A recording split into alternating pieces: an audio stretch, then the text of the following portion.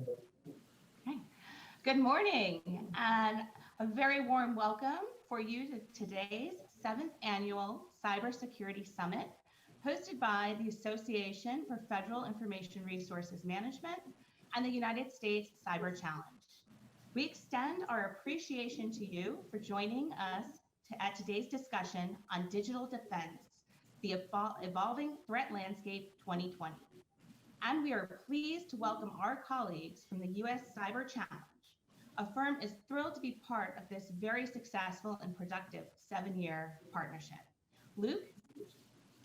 Thank you, Jackie. We all recognize the importance of the 7th Annual Cyber Summit, as October is National Cybersecurity Awareness Month, a month dedicated to information campaigns about threats in cyberspace. This month-long event was created in 2004 through a partnership between the National Cybersecurity Alliance and the Department of Homeland Security. It brings together the brightest minds from government and industry focused on solutions to digital security challenges.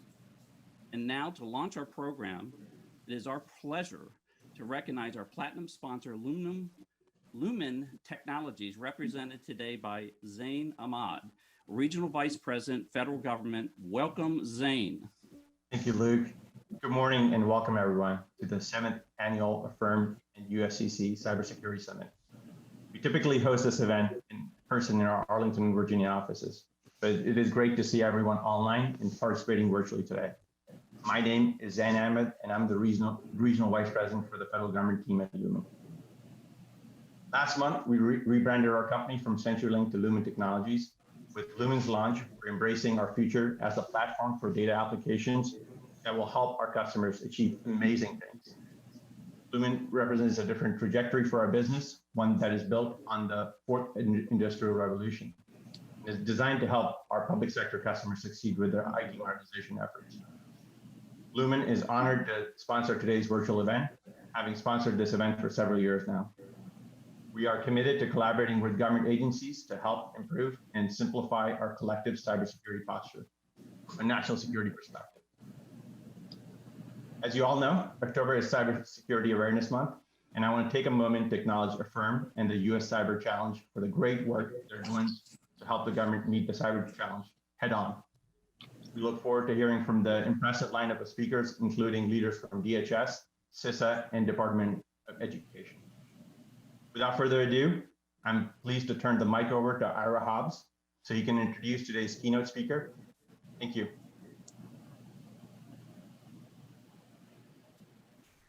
Well, okay. Thank you, Zen.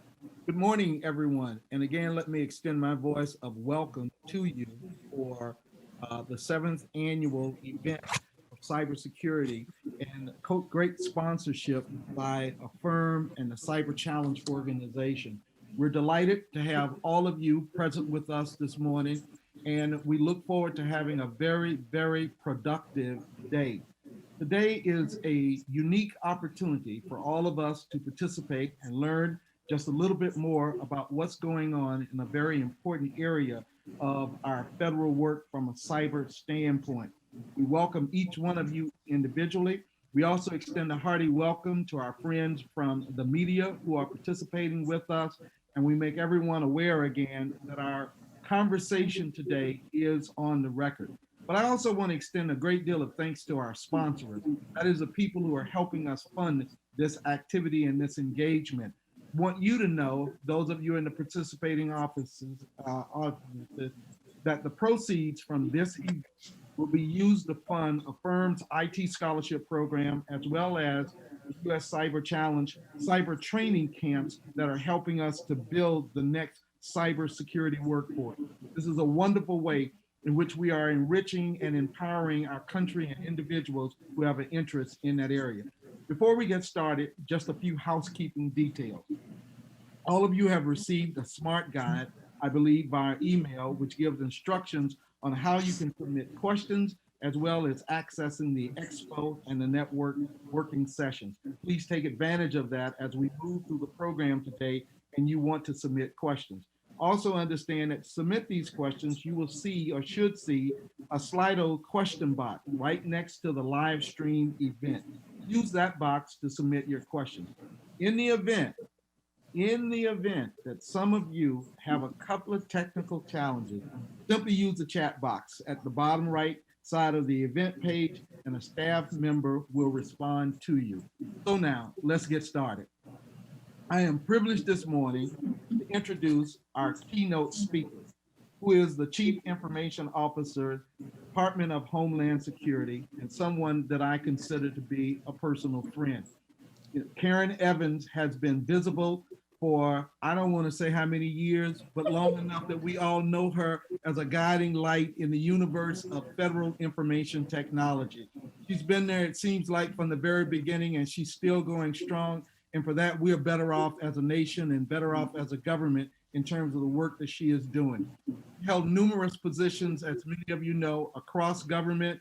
He has been involved on both the administrative, the management, the technical, the financial, the whole gamut of the kinds of rich experiences that we expect from our senior executives in government.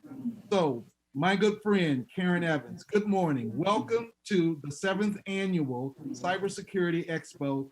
We look forward to hearing from you. Let's all go with a virtual clap for Karen Evans. You're on. Thank you, Mr. Hobbs, my friend. Actually, I'm so pleased to be here. This is so exciting for me. This is like such a return to come back to the 7th Annual Summit because I'm so excited that the U.S. Cyber Challenge is here. I give a shout out to all the U.S. Cyber Challenge partners that we worked with through the years, as well as all the AFFIRM folks. I'm just showing my age here, Ira, by going through and thinking about it's the 7th annual when you've been the master of ceremony since the beginning, because I remember coming to you and asking you, will you please help us do this? And so it's so exciting to be here. As you guys all know, the workforce is really, really critical. The cybersecurity posture, and with the title, The Evolving Threat Landscape, we are living it today, especially just based on the way that this virtual day is being set up. This is the evolving threat landscape. We are on the new landscape. And so I'm pleased to be here as the CIO for the Department of Homeland Security, and to really talk about what the department is doing and being able to leverage the work of my predecessors to really talk about how the department was able to pivot and be able to continue its mission in this critical time while the department is responding to the COVID-19 crisis. And as you know, for example, FEMA is one of the major components here in the department, is responding to a hurricane while also dealing and is the response for the pandemic. And so this has been an incredible hurricane season. Their job doesn't stop just because we had to move virtual. And what has really been wonderful, and I know you'll hear from other folks today, but I wanted to also applaud the effort because Luke was one of my predecessors here, and a lot of the work that Luke did in the past as the DHS CIO really came to fruition and maturity while we had to pivot to the COVID environment. So one example I would like to give to everybody is when they initially started, when things started looking like, okay, everybody's going to have to go to a telework environment, DHS at that time was sustaining about 5,000 connections, VPN connections into the network to support telework. Today, because of the way our partnerships with our procurement officers, our partnerships with the components, our partnerships with industry, which is clearly what this summit demonstrates, showed that DHS had the ability to spin up and go from 5,000 to 120,000 concurrent VPN connections. And so for us to be able to do that, sustain that, provide the service, to be able then to leverage things that have happened with network modernization. And we use Teams, we're using Zoom, all the virtual unclass video conferencing that had to be implemented, had to be looked at. That also did not negate the rules and the statutes and the policies and the procedures that the department had to meet. So that means making sure that you could still secure the landscape, making sure that you're still doing the things that you need to do as it relates to data protection, integrity of the data, validating who is accessing what. Actually, the department pivoted to a contactless, say that like 10 times, way to onboard employees while we're still giving them HSPD 12 credentials, while we're still doing two-factor authentication, while you're still distributing equipment so that they could work virtually. And so those are great achievements. The department didn't shut down. The department continued on with its mission. And I know that those of you who track this is the largest civilian portfolio in the IT space. It's over $7 billion that I'm responsible for managing, and then working with the Office of Management and Budget going forward, which has been a lot of fun, coming back and doing that work as well. But what is key, and what I really like to talk about today also, is the work in human capital and our partnership with our Chief Human Capital Officer. And one of the initiatives that I'm really excited about is, we call it CTMS, but it's the Cybersecurity Talent Management System. And I know you're going to hear from Angie Bailey later on today, which is excellent because she's a wonderful partner. And she talks about the cybersecurity, DHS cybersecurity service here in the department.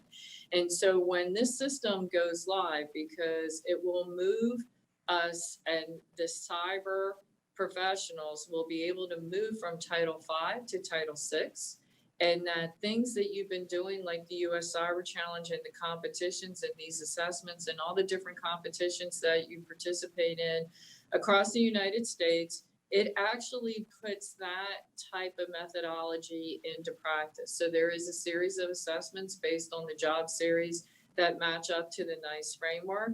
And what is really great is as you work through that, because say I want a network forensics analysis person, you would work through this, and then it would match you up based on the needs that I have. But the other piece that is really key to this, it's going to match up your skill sets against what private industry is currently paying for those skill sets. And I'm going to be able to match the pay that what you could get in private industry, you'll be able to get the same pay in the federal government. And so they're publishing the rules. We are very excited. We have 40 positions that are slotted for this when it goes into the pilot.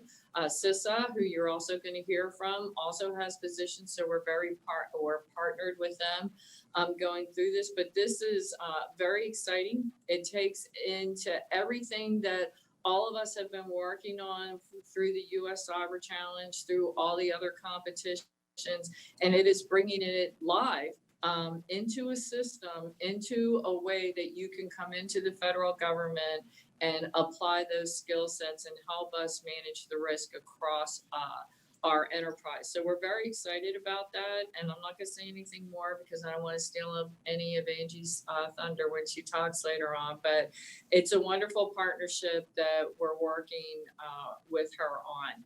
The other big thing that we're working on in the department is the SOC optimization, our Security Operations Center optimization.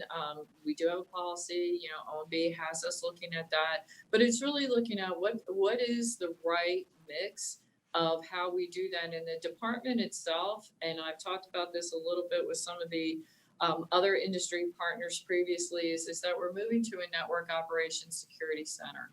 And so we really believe that that's the next evolution to deal with the threat landscape and the constant evolution, the constant change that happens. And so that really allows us to have the ability to be able to know what is happening. So think of it as a first responder in the triage. So they'll be looking at what is happening. Oh, this doesn't look right, but we can't shut down. So a traditional way with a SOC is like, ooh, we see something looks like an incident, you shut down, you isolate, you collect the evidence, and then you move forward. The way that the world is working today, and a basic question is it the data or is it the capability that we need to protect? Is it, for right now, what is more important right now? Us having the capability to do unclassed video conferencing, or do I really need to protect the content that Ira and I are sharing? I'm thinking I need to protect the capabilities so that Ira and I can continue to have communications because of the environment we're in. So it's keeping that operations up, but knowing what I'm seeing and then being able to elevate it, triage it, collect what needs to be done, and then pass it up to the higher level, both the security people as well as the network people, so that they have enough information that then they can pass it on to our partners at CISA, so that CISA can see, oh, this is something that is happening across all of federal government, or no, it's just unique to DHS because we've done that analysis, or no, it warrants even more information and more analysis, and we have to pass it on through our intelligence component and then CISA to the wider range of partners that they do from that analysis. And so, and when that happens, the department can't really be shut down. We have to continue on and let the other people do the analysis and tell us what mitigating controls we need to put in place. So that's really the highlight of that one piece that we're doing, but that particular centerpiece of what we are implementing will enhance our enterprise risk posture. I think some of the things that you would want to talk about or that we would ask questions, that's exactly where we would integrate and accelerate what we're doing with continuous diagnostics and mitigation. And those types of analysis, those types of tool sets, because what we're really trying to do is pivot more toward detect, protect, identify, detect, protect, which will get us into a more proactive, because we have the response and recovery down. If anything, especially this department, it's ingrained in the DNA to respond and recover in multiple fronts through multiple different types of media. And so we want to get ahead of our adversaries, and we want to be able to identify, detect, and then protect. And so we really want to clean out the noise. We really want to change the paradigm here. And that is why we're making some of these big changes, because we do believe it's the next evolution in really mitigating and managing the risk on behalf of all the mission space in DHS. So Ira, what I thought I would do is kind of stop there. Because I could go on forever, because there's wonderful things. There's great talent here in the department. Luke is very well aware of the mission. I mean, I'm sure he could jump in and talk about all these things as well. But I just wanted to make sure that we had some time to answer questions, if we have any. Thank you, Karen, because you're absolutely right. We could sit here and listen to you all day, but we'll focus on some questions and see if we can move from that. I got some that are coming in right now. But here's the first question that I wanted to pose to you. And this is, I heard a little bit of it in your initial comments, but can you talk about the importance of partnershiping, particularly as it relates to tackling some of the more pressing cybersecurity challenges that we're experiencing in the federal sector? So partnership is at multiple levels, right? And so it's really key. And I know a lot of times we always say and speak partnership, but I would say, especially, given the title of what we're talking about, the evolving threat landscape, in order for us to really be able to do that as a nation, it's going to take all of us. I mean, it's all of us, both private industry, the federal government, the resources, the whole of government approach. But the way to be able to do this, because we don't have, especially within the department, it's not all feds doing this work, right? It's contractors supporting our mission going forward. So that's one set of partners that we have to have. But then across the board, and how we work out across, like, for example, with AFFIRM, that's a partnership that we have to have. There's a lot of knowledge there. There's a lot of experience there, especially in the area with AFFIRM's mission as it relates to education. That partnership is key to us, because that becomes part of the pipeline for us for the next generation of cybersecurity workforce folks that we need. And when I say next generation, that doesn't necessarily mean younger people, it means the next generation. I really believe that because of the need and how we look at this, the gap is going to be closed through multiple different areas. You're going to be multidisciplined. And then, for example, like we're going to need attorneys, but that have a cyber flair or a cyber specialty. We're going to need human capital people that have a cyber awareness so that we can get the right talent in. And so that's why I'm really stressing that partnership that we have with Chico. And so internally within the department, it's partnership, right? It's partnership with the components. It's partnership with the lines of business and how Mr. Alice manages us in the overall management component, that it's all about teamwork and partnership. And he really does stress that. And then it's partnership between us and CISA, which is really evolving as that goes forward, because CISA's role is out to all the federal agencies. So if we show that good partnership here at headquarters with CISA, and we can say we are the example of how a federal agency implements the guidance that's coming out from CISA, we have to be that number one showcase for them to say, and this is how it works. So now that's the partnership across with all federal agencies, so that we can show them what we learned, what we, how we implemented this, how we did this jointly with CISA. So partnership is multidimensional here. It really has new meaning now. I know I used to, before I left government, say, it's all partnership, but it really is. And none of us will be successful without that partnership. Thank you, Karen. Second question. All of us are reeling, and all of us, the main phrase on everybody's mind these days is the coronavirus pandemic that we're experiencing. And obviously, at the start, it required our federal agencies to do a lot in a very different way. Some expect that with the coming flu season and everything else that we're going to be revisiting that. Any one or two key lessons that you can share that you think will help us be even more efficient if that second wave come, in terms of how we are supporting the government in this country? So we are planning for the second wave. This is DHS. And so it's all about planning. And so, so we are very focused. We're planning for that, right? We're following that along. FEMA would have to respond. If you look at, we have a use case that is underway right now that clearly demonstrates how we can maintain all these services, because the number one thing that I was told when I came on is, okay, we have to plan for what's going to happen in the fall. That's a pretty generic statement when you think about it's hurricane season, it's election season, and then we're going to look for the fall flu season, which means I have to make sure that the way that the department pivoted for telework, that is sustainable. And so, again, I think what is key here is this has been the way that we've moved, the way that industry has moved with us is things that we kept saying about network modernization, and you have to be cloud ready, and you have to have cybersecurity for your cloud applications. And this is why you need two-factor authentication. This situation has made that a reality. And what has happened through partnership with industry, we have raised the service bar. Like the service level is huge now, because you're looking at people having government equipment on home networks, VPNing back into the DHS network, and then getting to all the services as if they were in the office. Okay, we're never going to not be able to do that again.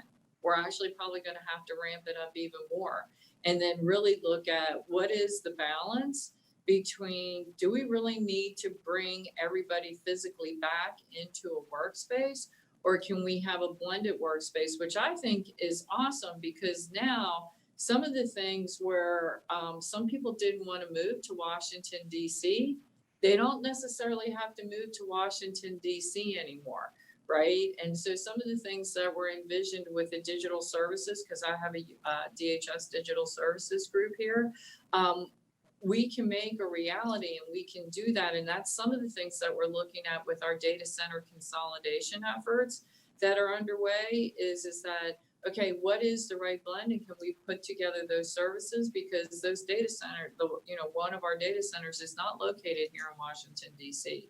So we can't go back we can only continue to go forward. And the only way that's going to work is if all of us are doing that together.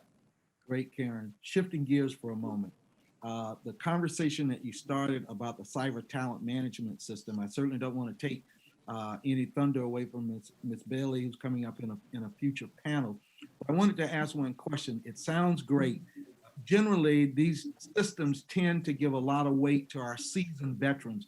How will new folks just coming out of school, how will this system benefit them in terms of helping that next generation of cyber professionals get into the government, get into the flow, get into the system?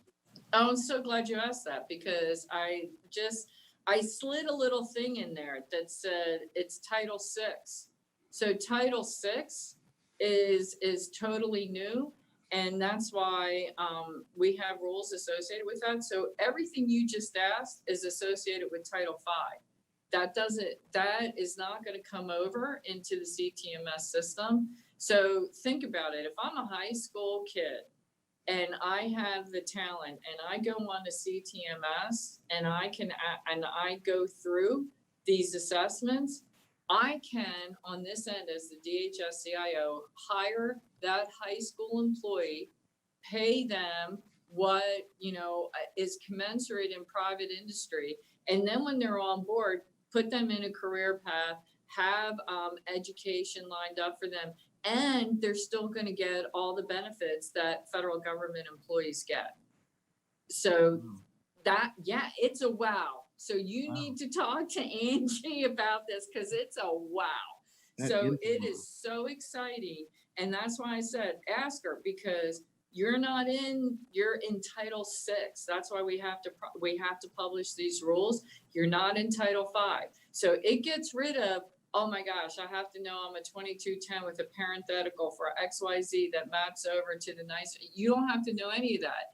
The way it's designed is you take these assessments, you look at what you're interested in, and you take an assessment and you keep going through, and then it's going to match on the back end to jobs that I have available. So I'm so excited about it. I keep pushing her. I'm like pushing her to get this out, because it's everything that all of us have wanted in the federal government to be able to bring cyber talent on board.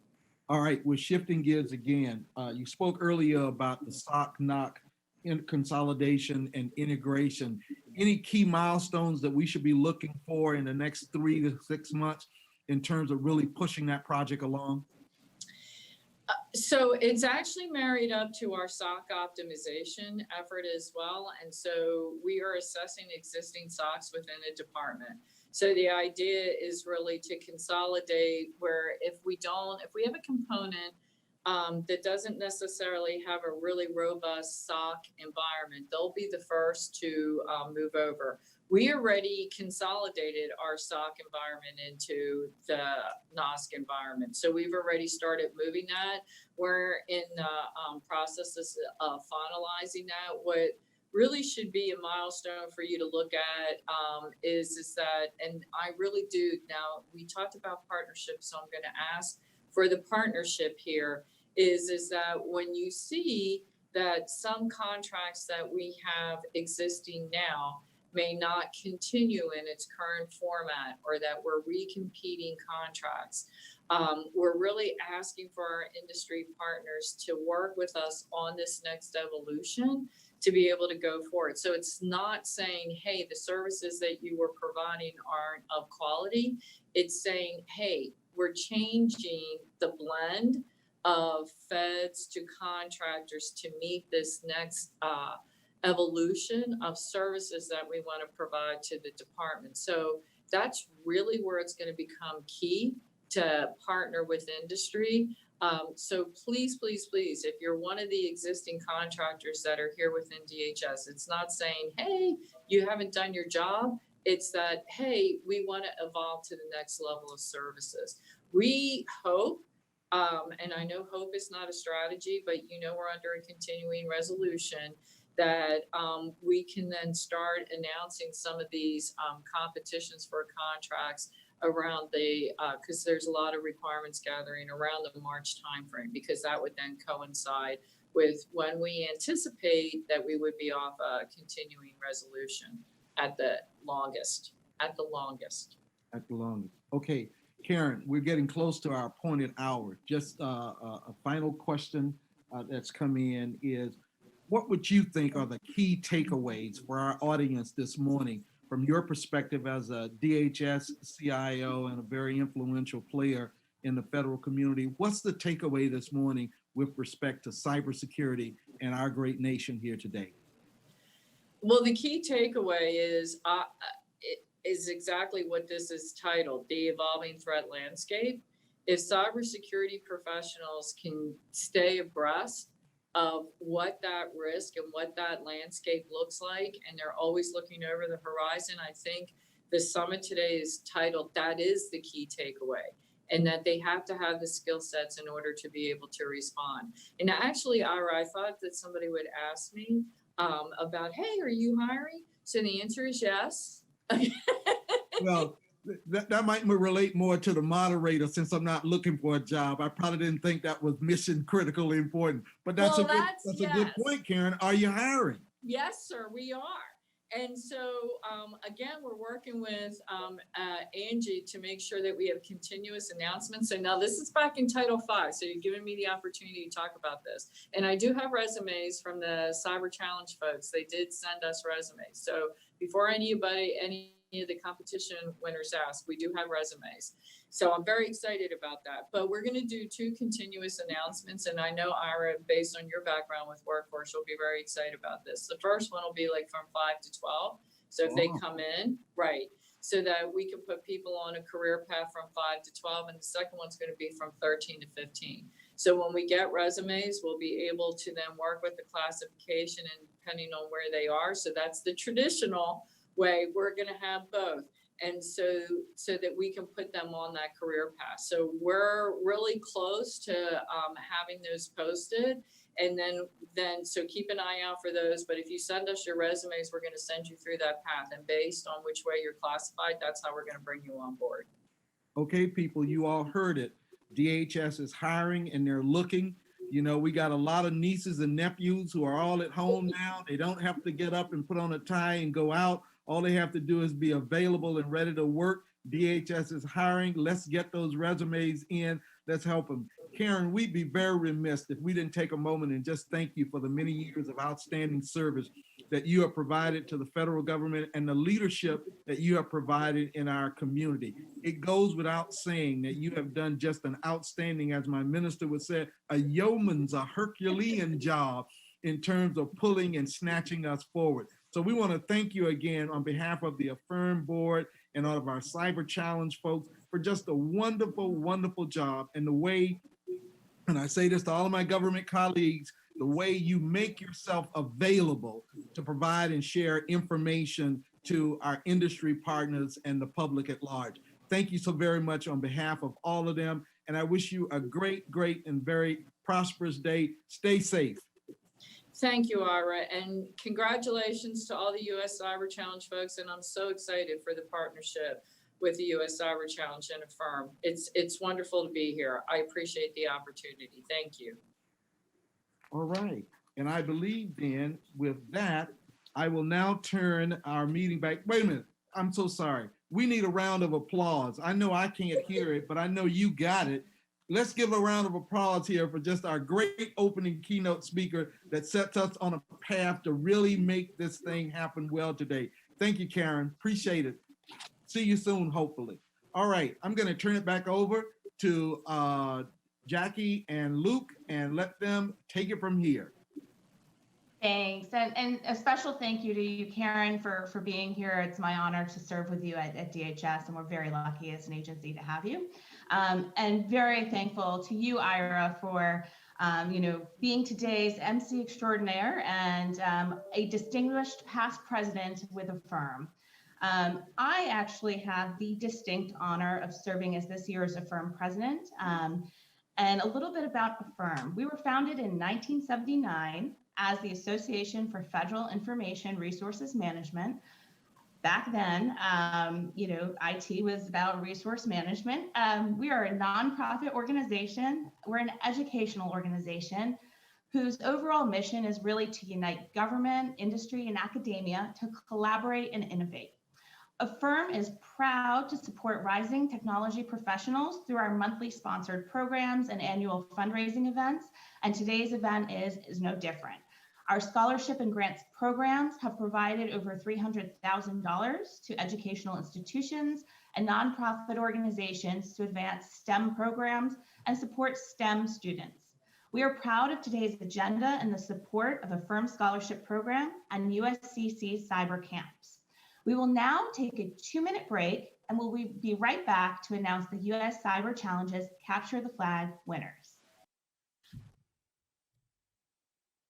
Welcome back, folks, and appreciate the fine comments and kickoff keynote from Karen. That was awesome.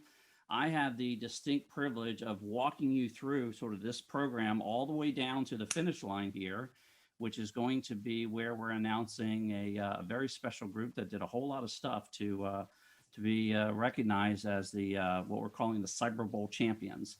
Had the distinct privilege to work with a bunch of folks over the last couple of days on the Cyber Moonshot.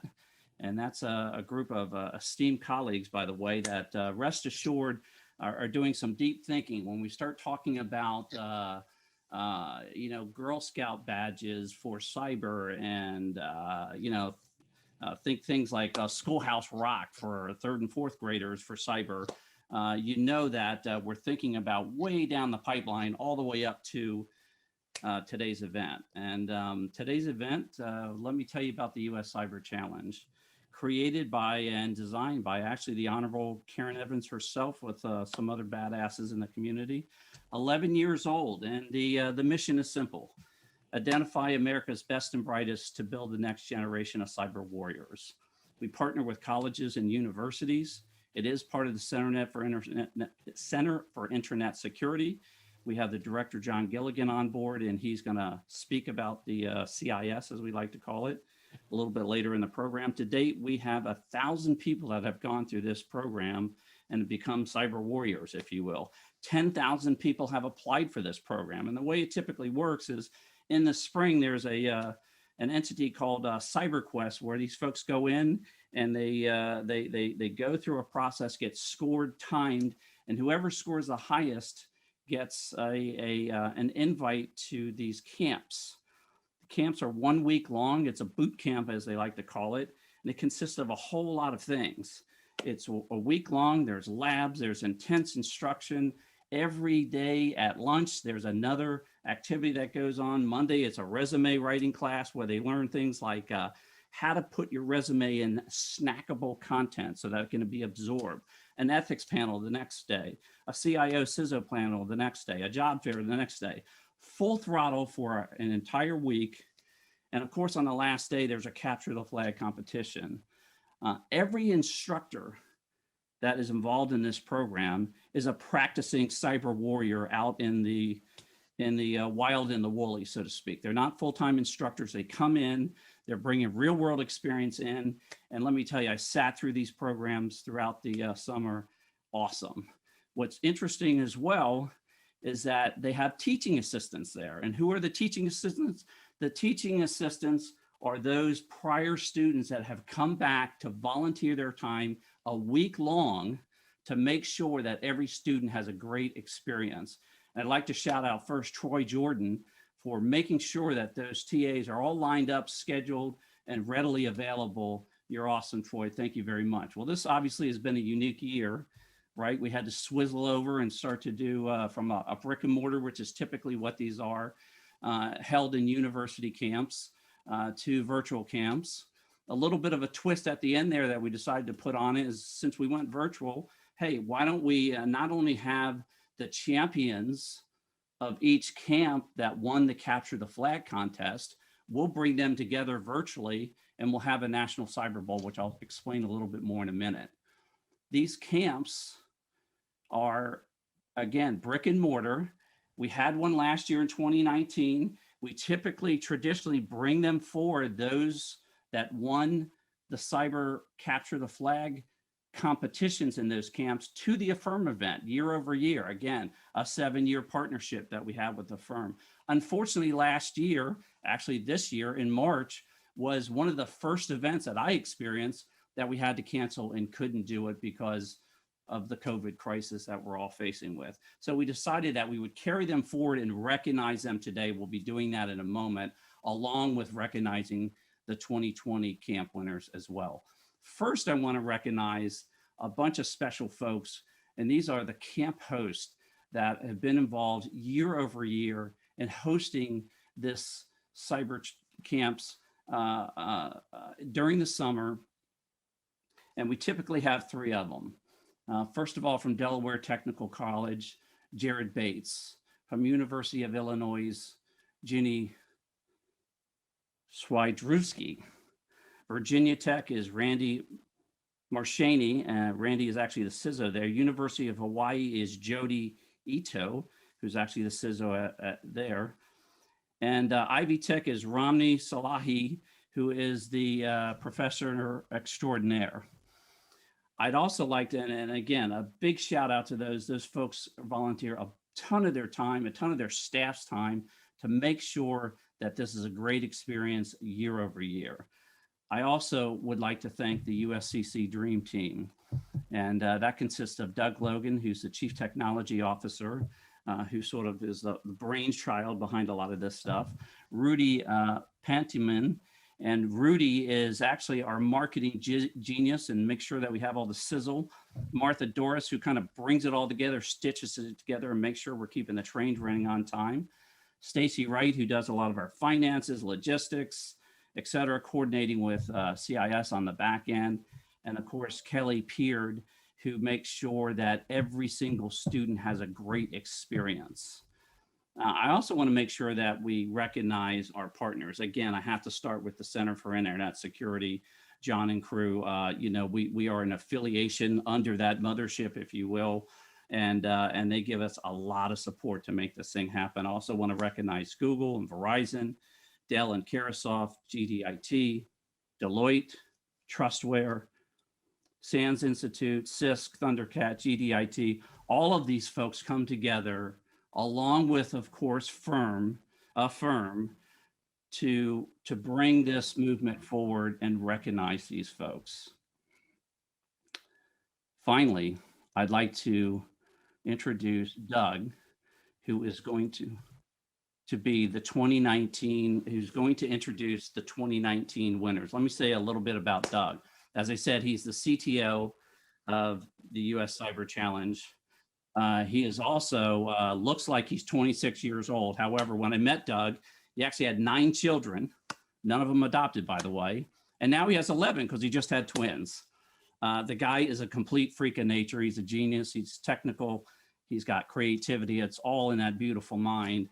And he's a poster child. He was one of the first students. He was in the first year of the camps, went through that camp, won the championship, went on to work for several different companies, now owns his own business called Cyber Ninjas.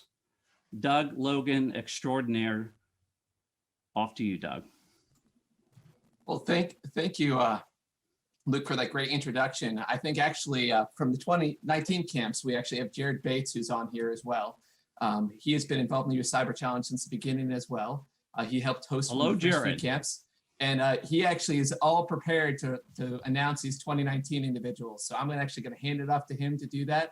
And he's been a great help with us along the years, jumping in when we need TAs, jumping in to lead panels at last minute, and all sorts of great things to make the program a success. So with that, Jared, it's up to you.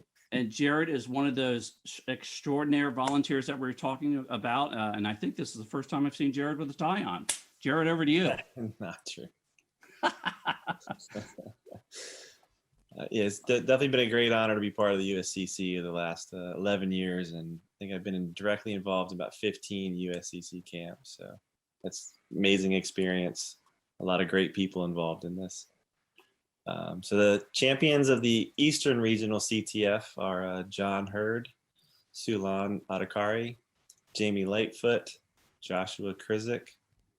The champions from the Delaware State CTF are Samuel Hayden, Matthew Perrine, Kyle Bischoff, Bland Wallace.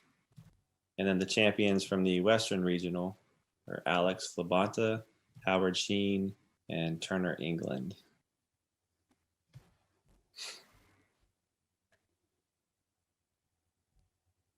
Outstanding. Thanks so much for that. And again, thanks and congratulations to all the 29 winners. Now, let me insert another little piece here. I had the opportunity, since it was virtual, and of course, if it was physical, I would have been there, to witness these camps and to see these students get up at, dark in the morning, go full throttle through the day, as I talked about, right? Labs, instruction, courses during lunch, and then to be there at 6 o'clock at night, every single night, hanging on every single word those instructors would provide to them, to the point where they'd say, hey, I got to go out and feed my horses, sorry. And boom, and then they're back in the morning ready for some more. Absolutely incredible to watch that. All right. For the 2020 winners, I'd like to throw it over to Jim Taneyhill. He's National Director at Verizon, to announce our 2020 Capture the Flag Camp winners. Jim? Yeah, thanks, Luke. Sorry. Verizon's honored to have sponsored the 2020 USCC cyber camps and thrilled to be able to recognize the winners of the Capture the Flag competition. Building the next generation of cyber warriors is an important endeavor for the public and the country. Verizon has participated in the camps, job fairs, and is now announcing the winner. It's been a great experience for us. The winners of the 2020 USCC Capture the Flag competition are, from Region 1, Delaware, Benjamin Vandenberg, Joshua Connolly, Michael McKinley, and Mina Saad. The Region 2, Virginia Tech and Ivy Tech, Samuel Hayden, Hamlet Gomes, Brian Horowitz. And from Region 3, the University of Hawaii and Moraine Valley, it's Kyle Fu, Justin Shirley, Adam Slowick, and Alina Kuminskova. To all the winners, thank you for your participation and congratulations. Would anyone from any of the winning teams like a few minutes to say a few words?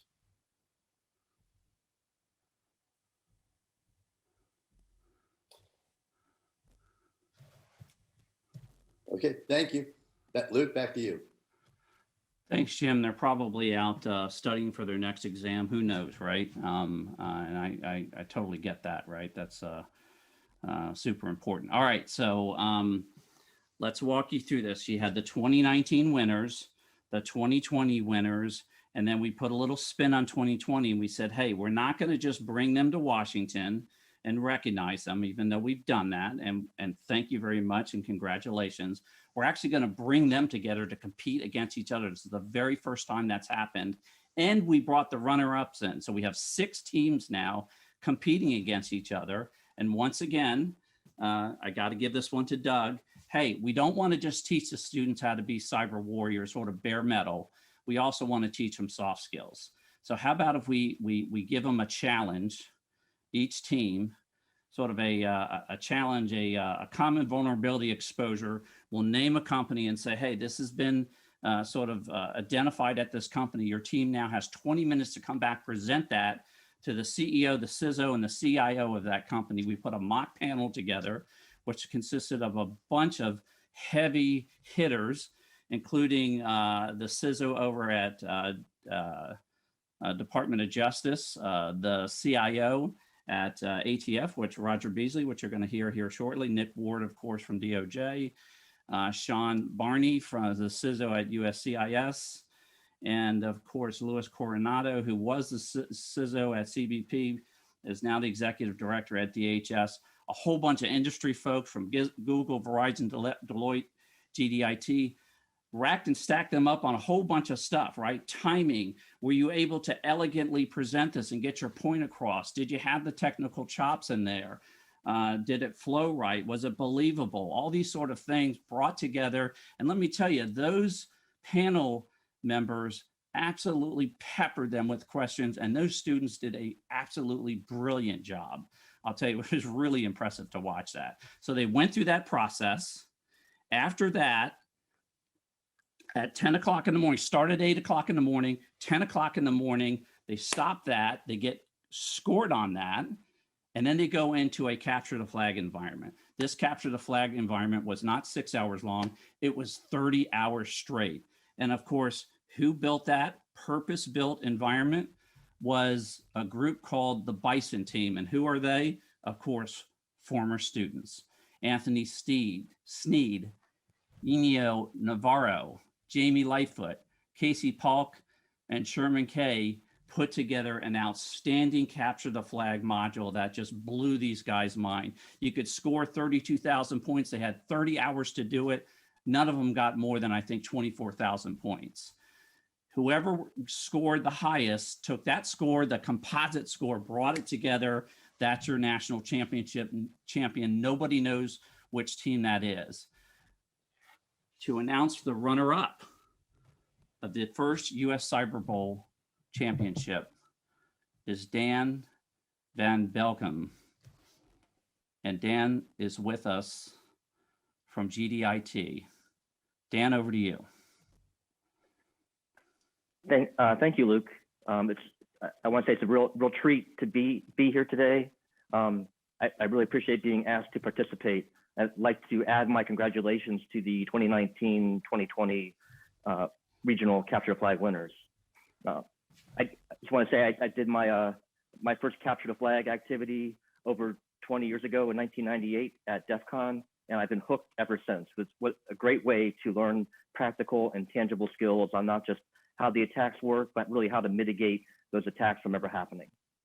So that's my honor to announce the runner-up for the inaugural National Championship Cyber Bowl. And I know it's been a long road to get here. I've been working on this for several months. With that, I'd like to say congratulations to Team Control Alt 31337, or I think as you like to say, Control Alt Elite. Members are Acacia Davis, Adrian Self, Raymond Kale, and Eileen Peden. Congratulations. It's been a great honor to sponsor the USCC and help build this next generation of cyber warriors.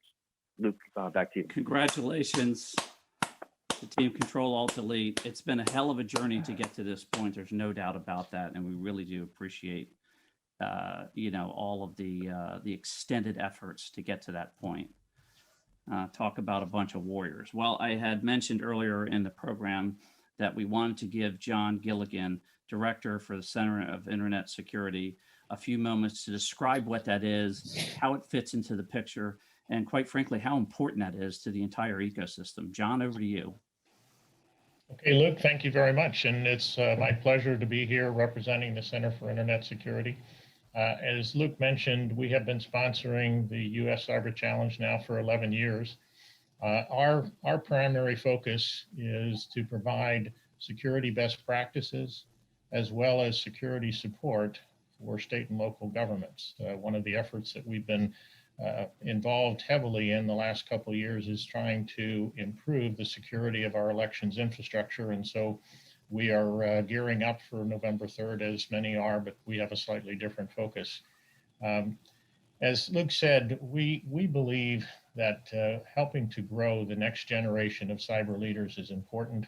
And one of the things that we believe that US Cyber Challenge distinguishes it from other activities is we really seek to get the best of the best. And our objective is to develop leaders in the cyber field, not just people that are going to be, cyber warriors and ninja, but we're looking for people that are leaders. And so as Luke described the program, and to have the prior award winners from prior years come back as the faculty for the subsequent years is one example of where that concept is in fact working. And so we in the Center for Internet Security plan to continue to try to help nurture the winners. So with that, let me add my congratulations to both the 2019 and the 2020 regional winners. I think when Luke informed me that we were going to go virtual and we're going to get into the pandemic version of the US Cyber Challenge, we weren't quite sure how it would work out, but with Luke's leadership and Doug Logan and the team, and then all the faculty, what I understand is the program went off actually extraordinarily well. Luke shared with me the feedback, from the participants was really outstanding. So I think it's a great tribute to the entire team, the participants, as well as those in the leadership, that they've been able to conduct this without missing a beat. And in fact, in some regards, the feedback was that the virtual event actually had some positives as well. So with that, I think what we'd like to do is turn it over. I think Doug Logan now is going to introduce the winners of the first National Cyber Bowl. We're delighted to recognize and congratulate the best of the best, and look forward to continuing to sponsor the US Cyber Challenge program. So Luke, John, thanks so much. And before we throw it over to Doug, if I may, hold out the suspense for one more moment. I failed to mention a couple of folks. This always happens, right?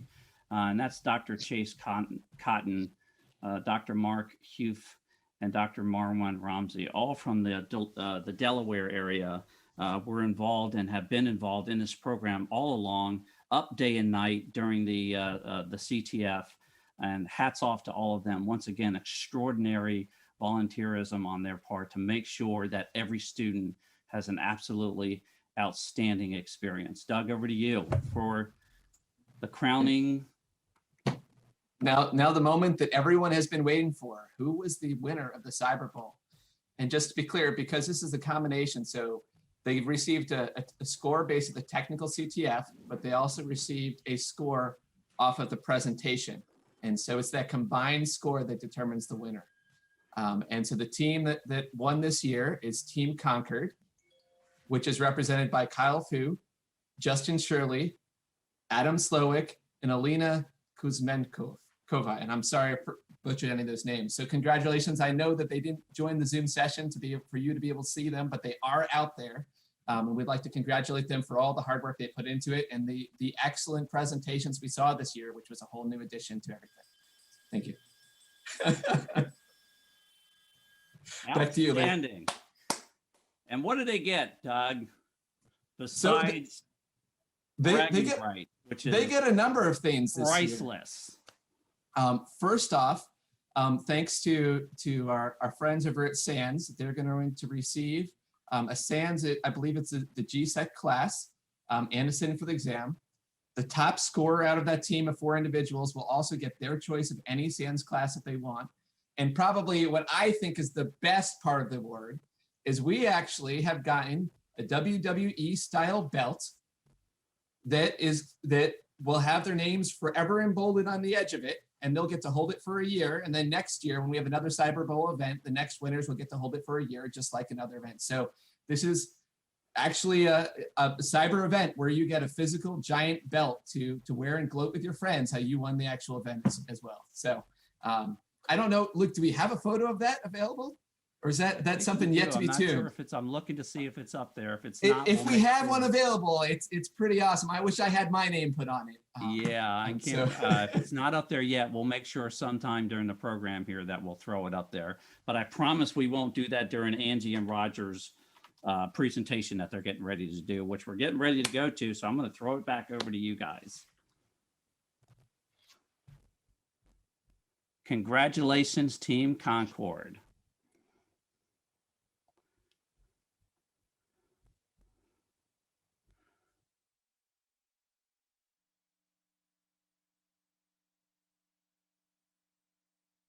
Luke, thank you and the cyber team for that excellent presentation. And we certainly want to reach out and thank all of the award recipients. I might want to get a hold of that WWE belt.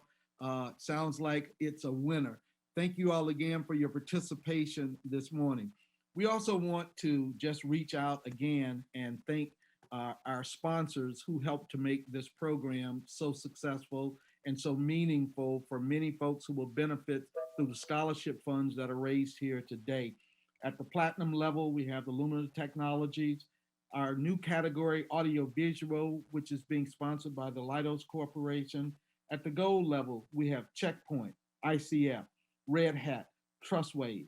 And at the bronze level, Attain, E3, Sentinel, Forward Edge, and IBM. Let's give a nice round of applause to all of these corporate sponsors who do so much to help us be able to bring this kind of program to bear and to help us. A round of thanks and applause, please. Generosity and commitment should not go unrewarded. Thank you all so very much.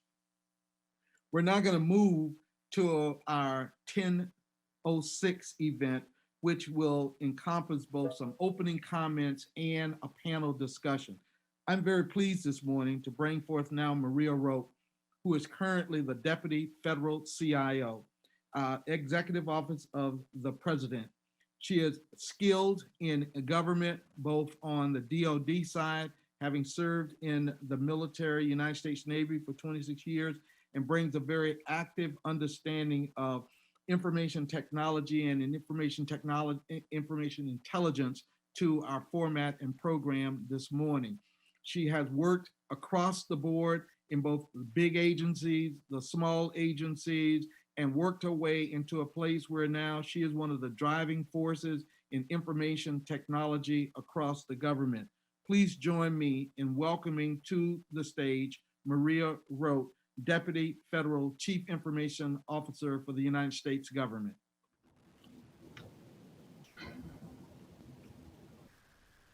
All right, good morning. Thank you for the introductions and congratulations to the award winners. I just want to say I really appreciate the invite. You know, investments over the last several years in cybersecurity, modern infrastructure, zero trust networks, microservices, and all the flexibility and scalability that cloud-based solutions afforded us. It gave us the ability to securely configure commercial platforms with reusable services. And that really paid off throughout the pandemic.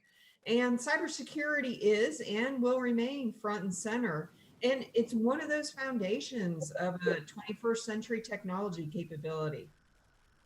Cyber innovation and data management investments are surging.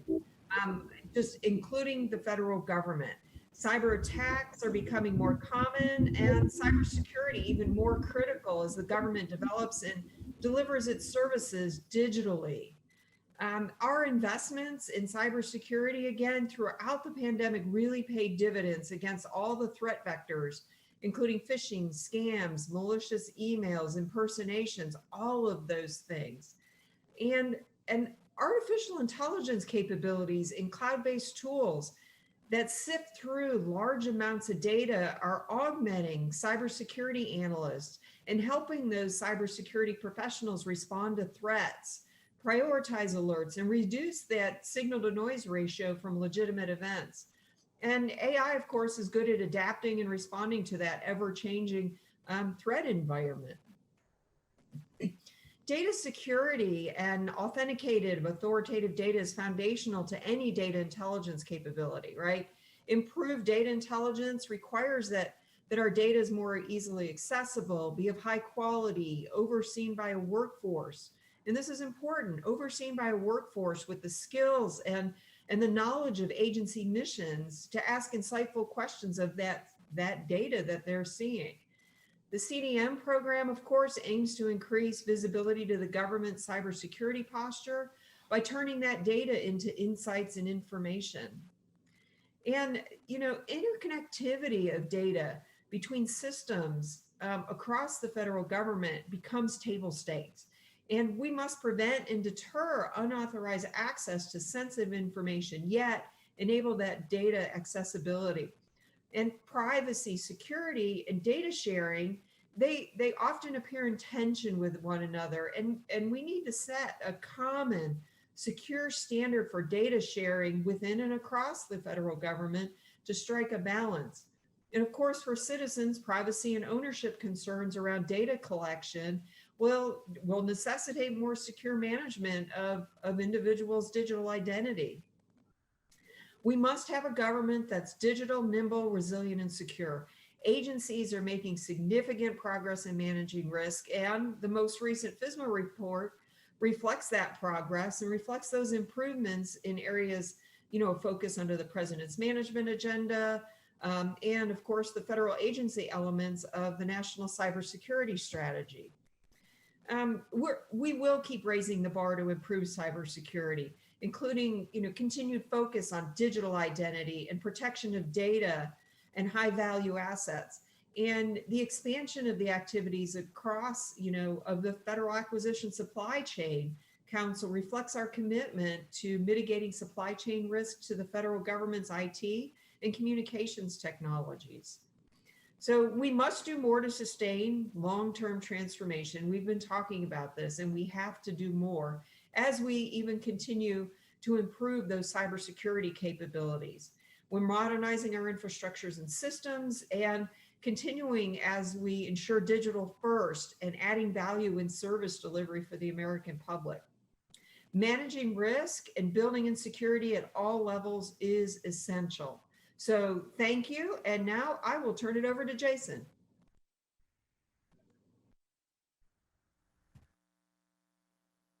Thank you, Maria, for those opening comments, and we appreciate your presence with us this morning.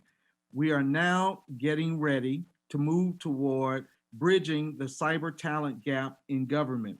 It is my privilege now to turn the microphone over to colleague and friend, Jason Miller. For those of you who may not know Jason, which I find to be just incredible in this day and age, he is the executive editor and reporter with Federal News Network. In that capacity, he directs the news coverage on all federal events and has produced several news stories, including a whistleblower retaliation at SBA procurement reform and more. No stranger to us, he is someone in our community that we can always look to for the straight story and the straight word. Ladies and gentlemen, please join me in welcoming a crowd favorite, a true friend of AFFIRM, U.S. Cyber Challenge, and the federal government, Jason Miller, executive editor and reporter, Federal News Network. Thank you, Ira. I'm both humbled and a little embarrassed by your introduction, but thank you for that. And thanks to all the folks at AFFIRM, the U.S. Cyber Challenge, obviously Jackie Rubino for inviting me, putting on this panel today. As you heard, I'm Jason Miller, executive editor of Federal News Network, of course, federalnewsnetwork.com. And if you've seen me moderate these panels before, you know I like to start this with some trivia. Obviously, when we do these virtually, it's a little harder to do trivia. So let me just start with some statistics, some other facts to get you thinking about the cyber workforce and get you ready for the panel. First statistic, first fact. December, as in this coming month of December, will be the 5th anniversary of the Federal Cybersecurity Workforce Assessment Act. Now, if you remember, this bill required agencies to identify all positions associated with IT and or cybersecurity. Then agencies must use the NIST, NICE framework to assign an employment code to each of those positions. So here we are 5 years in, we're still working through that. Speaking of the NICE framework, I did a quick look at that and reminded there are 7 categories, high-level groupings of common cybersecurity functions. There are 33 specialty areas, which are distinct areas of cybersecurity work, and 52 work roles. This is the most detailed groupings of cybersecurity work, knowledge, skills, abilities required to perform those tasks. So I guess when you look back and we talk about the NICE framework quite often, but when you break it down that way, you really see just how broad-based cybersecurity is. Now, speaking of broad-based cybersecurity, the last fact of the day, this is as of June now, so who knows what it looks like today, but as of June, NIST reported there are approximately 504,000 open cybersecurity positions across the country. In just the DC metro area alone, there are more than 86,000 open cyber positions, many of those in the federal government, many of those with federal contractors. So this is just some food for thought to get us going this morning as we have this conversation. And now you can also impress your family and friends later tonight at dinner with all these great statistics I've just given you. For the panel today, as you well know, I like to keep it going. I like to have the energy. So I've asked each panelist to take roughly 3 to 5 minutes and tell you something you don't know. They're going to address this seemingly never-ending challenge of bridging the cybersecurity workforce gap. They're not going to tell you about their agency. If you don't know what the Homeland Security Department does, you probably should look it up. They're not going to talk about their bio. You can find them online. They're going to bring you news and information to create the conversation. And please, audience, ask questions. Remember, that's my job. They'd much rather hear from you. So let me just set a little more context for our discussion today. The Cybersecurity Assessment Act of 2015, the President's Management Agenda kicked off in 2016 for this administration. The National Cybersecurity Strategy released in September 2018. The Cyber Workforce Executive Order 2019. These are just a few of the few of the top level efforts over the last 5 years to really increase the number of cybersecurity workers across the government and across the nation.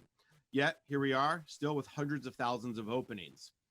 When we look at the federal workforce, the challenge may be even more urgent. We've heard for years about the quote unquote avalanche of retirements that are coming. While it's been more like a drip, drip, drip, the fact is agencies need to continue to replace and increase the cyber workers, especially as technology and skill sets change. To that end, OMB and OPM have launched several initiatives over the last 10 years. For example, we know OPM released the first ever cybersecurity workforce strategy in 2016.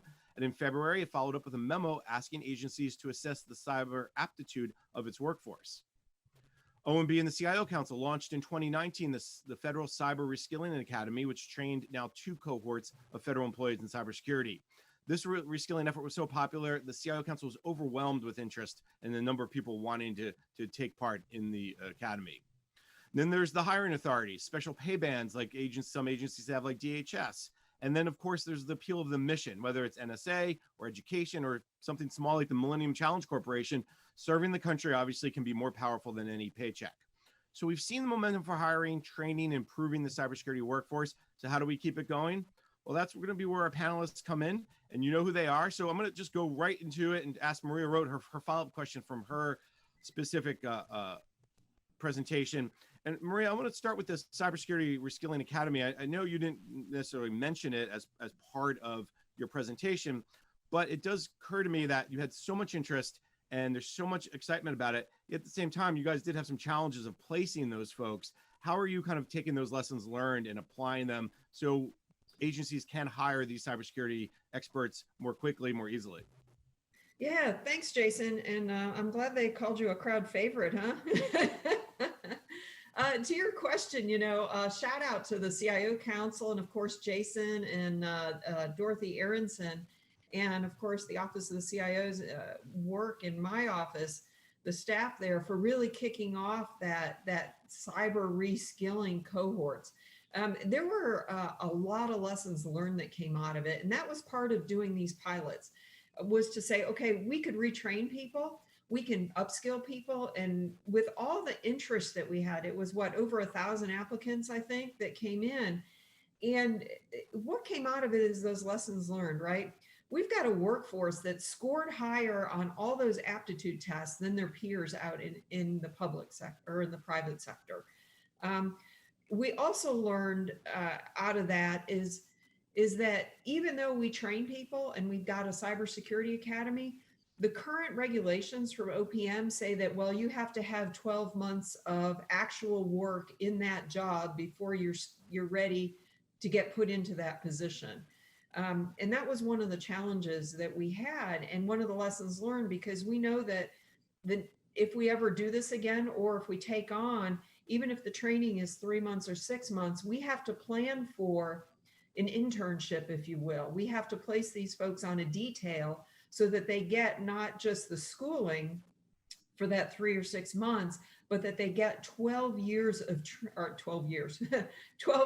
of training. That way they can qualify for a cybersecurity job. And those are some of the lessons learned that really came out of that. And that was the purpose of the pilot, to say, okay, we really need to look hard at what are the parameters around it. And knowing that if we do this again, that we have to build in those internships or details so those folks get that 12 months of qualified work experience. I know that was one of the big, when we wrote about it, when we covered it, we said, well, this is great, but. So it's good to see you guys have understood, like, okay, how do we make this even better for next time? I'm sure you'll be doing the Reskilling Academy again, just based on the popularity and the numbers of federal employees who are interested. I don't know, just real quick, I want to get to the other panelists, but any plans yet? Has that been talked about, or is it kind of we'll see what comes in 2021 and go from there? Yeah, I mean, I know we use this council's project funding to be able to do those pilots to see how that worked out. Are we going to do it in the future? Well, I think we should, as we look at upskilling and continuing to look at our workforce and where we need to place folks. All right, excellent. Well, thank you, Maria. Let me turn to Angie Bailey. Speaking of hiring cybersecurity workers, DHS seems to never be able to hire enough of them. So let's talk about what you guys are doing. Tell us, Angie, something we don't know about what you guys are doing about bridging that cyber talent gap.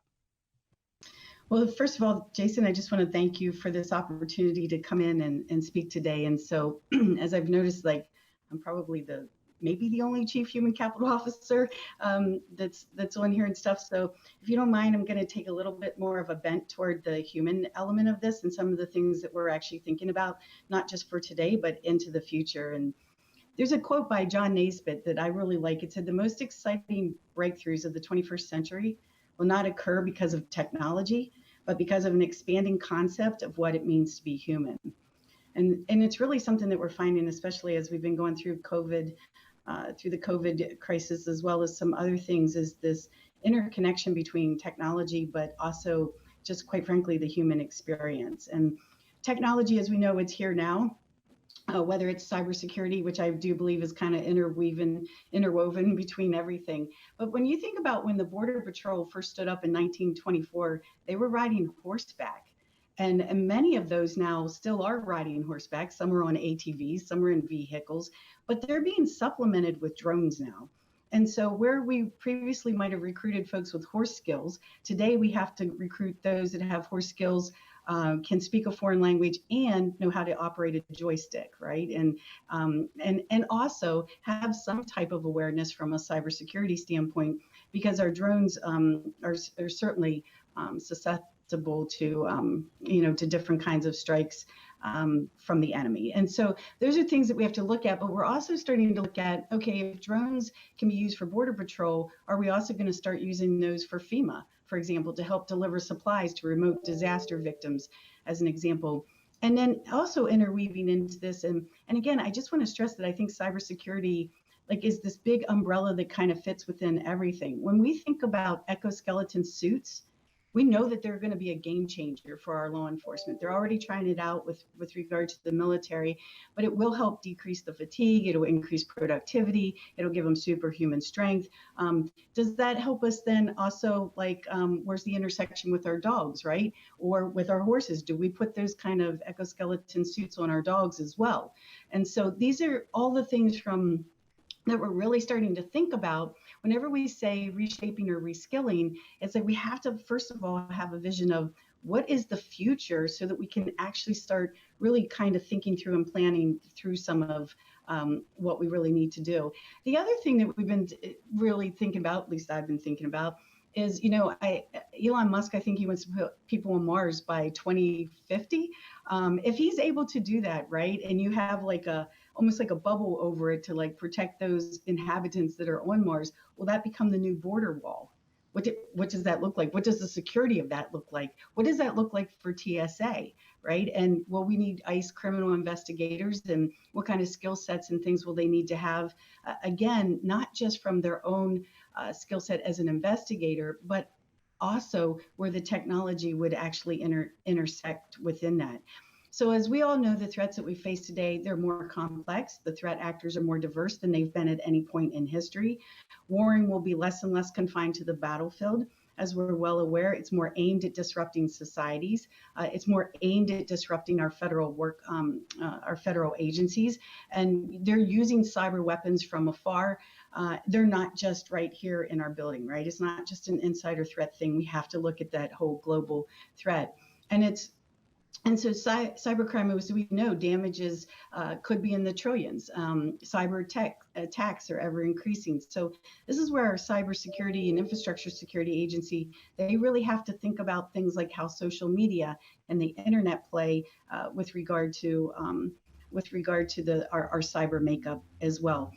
And so again, just following this through, we also think about the impact on world trade, the economy, our mission. How do we adjust? When you think about the Secret Service, right? They were established in 1865 to combat widespread counterfeiting of U.S. currency, but they went from chasing stagecoaches to chasing Bitcoin around the globe. What's next? What's after Bitcoin? And then how do we keep up with that as it as it goes on. So these are just really all the things. And I think, at the end, you might say to me, well, given all this, doesn't this depress you or worry you or whatever, when you're trying to think about how are we going to find the skill sets? What are we going to do? I will just submit to this. I think that we've been successfully avoiding or managing our saber-toothed tigers for a really, really long time. And if we think about it, like, fire was probably one of the first technologies, right, that we deployed, and now we're so incredibly advanced. I do think that the human race, that we will be able to figure these things out, but we can't figure it out by looking backwards. I think we have to take the time to really figure this out by looking forward and what that global landscape looks like, and then work with the academics, with the private sector, and with our own talented federal workforce to really, I think, be able to address not only what we're facing today, but really get out ahead of what we're going to face in a very near future, if not already here. I want to write a headline one of these days that says "From chasing stagecoaches to chasing Bitcoin." If you could help me with that story. Two quick questions. One, I'm going to go back to something that Karen Evans said early on about the cyber talent management system. She mentioned a rule or some sort of regulations. Just real quick, where are we with that? Should soon, but we know the ubiquitous soon in government. Right. So yes. The cyber talent management system that we're deploying within DHS, which was given to us from Congress, Title VI is what they gave us. Basically, they gave us the opportunity to completely rewrite and do actual civil service reform. So rather than just dink around the edges and stuff, we took the opportunity to scrap the entire civil service and create a brand new cyber security service for the department. As part of that, as you know, is rulemaking, right? So we have to write regulations and all kinds of stuff. Where we are right now with that process is we're getting ready to put that into the internal clearance. We have some advanced copies over to OPM. We've also held conversations with OMB as well. Both are incredibly supportive of the efforts that we're trying to do. And so I look for it to go into just because of the elections and, and everything going on, I look for it to go into rulemaking in late spring is probably my guess as to when it'll hit the Federal Register and everyone will be able to comment on it. So it's been a long 4 to 5 years that we've been working on this, and people might think, geez, why does it take you so long? Well, we're undoing a system that started in 1929, right? And so when you're taking the opportunity to actually do that and make things that are market sensitive pay and be able to recruit people based on their talent, not on a position, then you're totally breaking apart everything that the federal government is used to. And I would submit it's even goes beyond even a little bit more than what the private sector is doing. So we're pretty darn thrilled about it. We just, as you know, we got to get it right. All right. Well, you answered my other question, which is the when. So thank you for that. I want to go back to something you said during your presentation as well. And you talked about all the different missions that DHS has and how cyber just kind of permeates through them all. Are you all changing your position descriptions? Are you updating the way you're putting out job announcements to make sure cyber's in there in some way? I mean, it's not just cyber nice to have. It used to be like be able to know, WordPerfect 5.1 nice to have, or if you know how to do HTML nice to have. This is more for, it seems like for a lot of your positions, critical to know cyber or must have more than a familiarity. How are you kind of adjusting your position descriptions or job announcements? Yeah, I would say that definitely, I don't know that our position descriptions are being changed. Like, for example, an ICE criminal investigator, I don't think you're going to see us changing the position description. But I do think that what you will find is that that we will, within our job announcements, we will at least say that there is some element, right, of cybersecurity. And this won't be for all of the positions, but there will also be, during the interviews, a conversation around that as well, so that we can really kind of dig a little bit deeper and make sure that they have at least a base knowledge of that. And then we also, once folks are on board, is take the opportunity to then train them in the different, or educate them in the different areas and take advantage of the different programs that, OMB or OPM or even our own CISA is developing and deploying. We're taking advantage of those to make sure that our workforce, gets around well-rounded education in that particular area. But, it's interesting. It's not just in it's not just about cybersecurity, right? We're also like, there's an element of psychology with all of this. There's an element of, as I said in the beginning, the human experience and what does that mean and stuff. So I think what you'll find within DHS is that we're really starting to look at the whole person, right? And what do they bring to the table and what can we outfit them with so that they're able to be able to not just do their job, but actually be able to do it within the complex environment in which we operate every day. All right, excellent. Thank you for that. Now I want to remind the audience to please put in your questions. We will get to them as soon as we get through the panel. Let's move to Jason Gray from the Education Department. Jason, talk about your cyber workforce and how you're bridging that gap. Tell us something we don't know.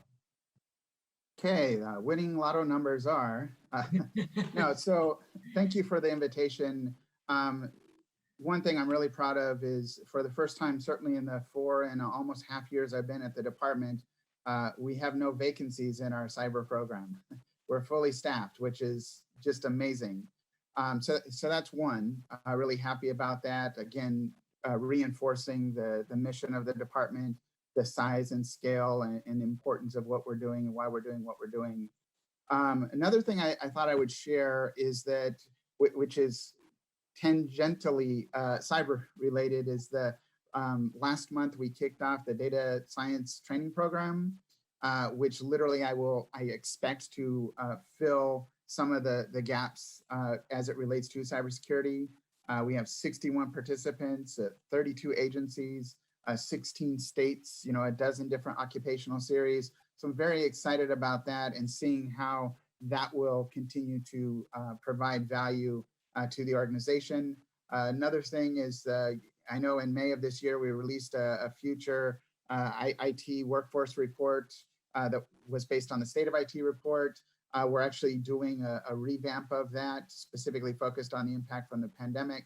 So looking at doing lessons learned to figure out how we can improve that. And then from the workforce committee side, we're also making sure that the projects and activities that we have are fully aligned with that study as well, because in the 10 recommendations that were coming in there. Really excited about that. And as Maria was talking, lots of lessons learned from the cyber program that we put out, which we did learn a lot from that. Two key things that I wanted to add to that is we've talked about looking at mentors and coaches specifically for that. And Maria already talked about the detail opportunity, making sure that by the time future iterations of that type of program, we're giving people the experience that they're going to need to place them into consideration for those roles. All right, a lot to unpack there. Let me start with the easy one, Jason. No vacancies in the cybersecurity program or your cybersecurity staff. How'd you do it beyond just hiring people and getting them through the door? So great question. I mean, I'm sure I know you're aware, a lot of people are aware, Stephen Hernandez is my CISO, and he does a great job at marketing what we're doing and the value behind the mission of the department. We have a ton of PII. We have certainly a loan portfolio that's over $1 trillion. So from an attractiveness standpoint, we're really trying to market the impact, because it's very rare outside of government for new cybersecurity professionals to come in and say, oh, by the way, you're going to be protecting, and defending and securing, 100 million plus social security numbers or $1 trillion worth of a loan portfolio. So we're trying to present from an attractiveness standpoint. And then the reality is, we've got a great team. We've partnered very closely with our HR, our Chico and team to make sure that we're getting the best qualified candidates. So that's really what we've done. I think that's one of the things that's missing from a lot of agencies is that idea of marketing yourself. You have to sell yourself. Nobody, unfortunately, grows up to say, I want to work at cybersecurity at fill in the blank, except for maybe NSA, CIA, some of the really big agencies. Last one real quick is the data science training program. Another really great example of coming together through the CIO Council. 61 participants, 32 agencies, 16 states, dozens of different occupational series. Roughly, and this may be a little bit of a curveball, how many applicants did you get? Like the cyber workforce, which got close to 1,000. I imagine you guys got hundreds of applicants. we got a lot. I don't have the specific number right now, but we did get many more than we had slots available for. I don't have the number right now, but I know that the need and the desire definitely, or the demand was much greater than what we had. So I'll get back to you on that one. That's perfect. No, it's great. It's a great success story as it gets going and recognizing the need. All right, let's turn to our last panelist, Roger Beasley from the Alcohol, Tobacco, Firearms. Now, Roger, I'm gonna switch it up on you just a little bit. Instead of asking you to tell something we don't know, I'm gonna throw a real question to you and ask about the challenge you have within ATF to balance the need of law enforcement and cybersecurity. You're trying to ensure that the employees within not just your agency, not just your office, but your agency kind of can have both sides, because so much is happening. As you heard Maria talk about, cyber threats are changing.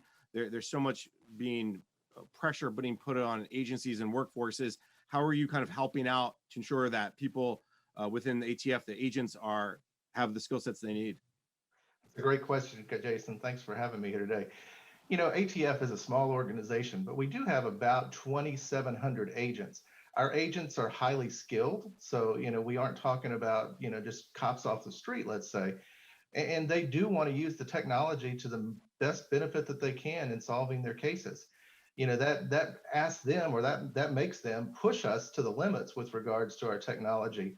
And it really challenges us, because they really want to go out and use some of the new tools that are developing, whether it's apps on an iPhone or other websites and so forth, to you know, try and build those cases. You know, within the organization itself, of course, we have other types of things which are more administrative in nature. You know, we have a regulatory side, which, you know, we have anywhere from 20,000 to 100,000 people coming from the outside to use our systems. And of course, those systems, you know, they love to find exploits within those systems to try and see what other kinds of information that are there. Honestly, when it comes to our workforce and you know, how we're handling that, we've taken a little bit different approach than most agencies. You know, as I said, you know, our organization's 5,000 people. We have about 7,500 regular network users. But when you look at our IT staff, we really only have about 50 FTEs that are, you know, true IT. And then when you look at the cyber staff, believe it or not, we've only got 3. And I'm going to echo what Jason said. All 3 of those are filled.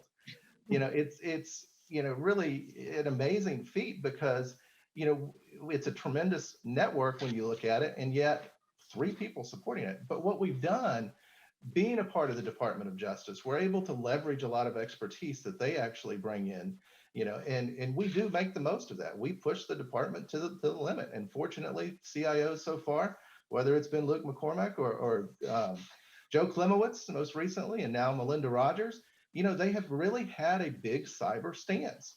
So they've pushed us to really get out there. The other big piece of this mix is our contractor support. ATF has long been a big proponent of managed services.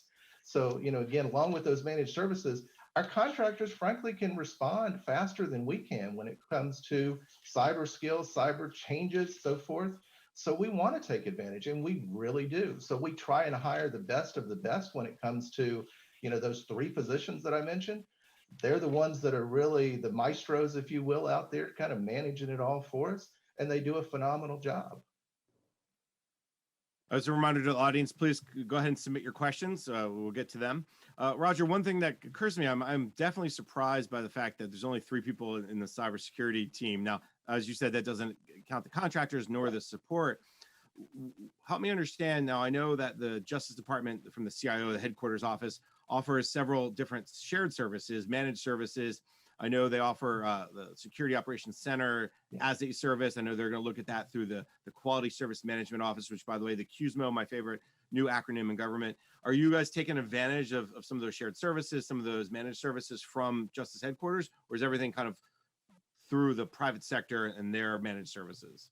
So with regards to the Department shared services, frankly, if the department offers a service, we are obligated to use that service. Makes sense from a taxpayer perspective. You know, we want to leverage that as much as we can. So yes, we do use all of their shared services, you know, whether it's the tool sets, the SOC, you know, the daily monitoring, everything that goes along with that, incident management, so forth. All of that is part of it. Our contractors really are the ones that are doing the legwork on the ground, be it the patching, the day-to-day management, replatforming off of, in-house infrastructure over into cloud services. We've taken a strong stance. We want to get out of our data center. We do not want an ATF data center at all. So we are pushing that to AWS and Azure. And at this point in time, I'm proud to say we're at about 65% of our systems have actually migrated to those platforms.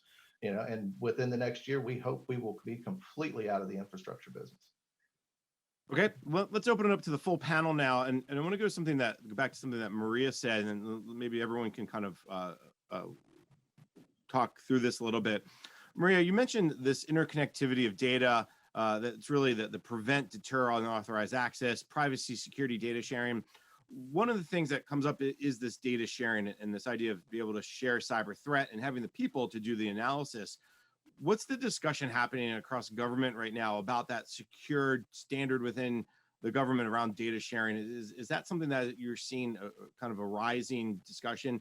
Someone once described it recently in a panel I was on about maybe we need a framework, and maybe that's not what we all want is another framework, but give me a sense.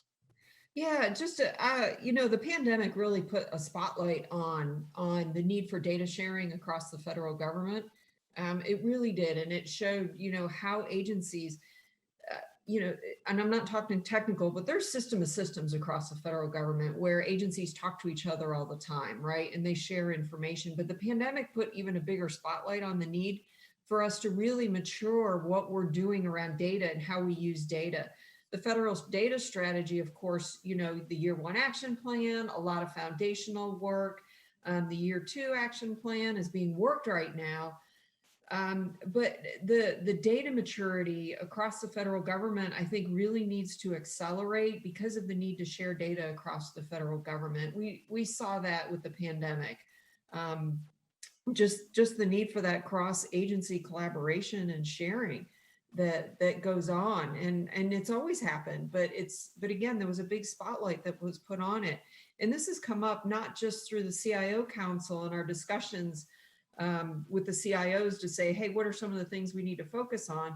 This actually came up yesterday with the CDO Council and some of the leadership there. We were talking about that, and I said, we've been saying that we need to really take a hard look at what that framework looks like for sharing data across the federal government, because of course, there's laws and there's regulations around handling, data and those kind of things. But how do we get to yes to effectively do our job in a digital era when we're not moving paper around? All right, anyone else from the panel want to weigh in? Jason or Roger? Jason, this is Angie. I didn't forget about you. I was gonna give you the data question for the human capital side, but go ahead, jump in. Well, I just think what Maria was talking about, it's something she's absolutely right that we're grappling with is like all of the data that's available. I will tell you from my perspective, one of the things that I see is it's not just the data, it's our ability to trend it and analyze it and then make really smart business decisions off of that data. And so it's an area that we're really starting to put a lot of effort into.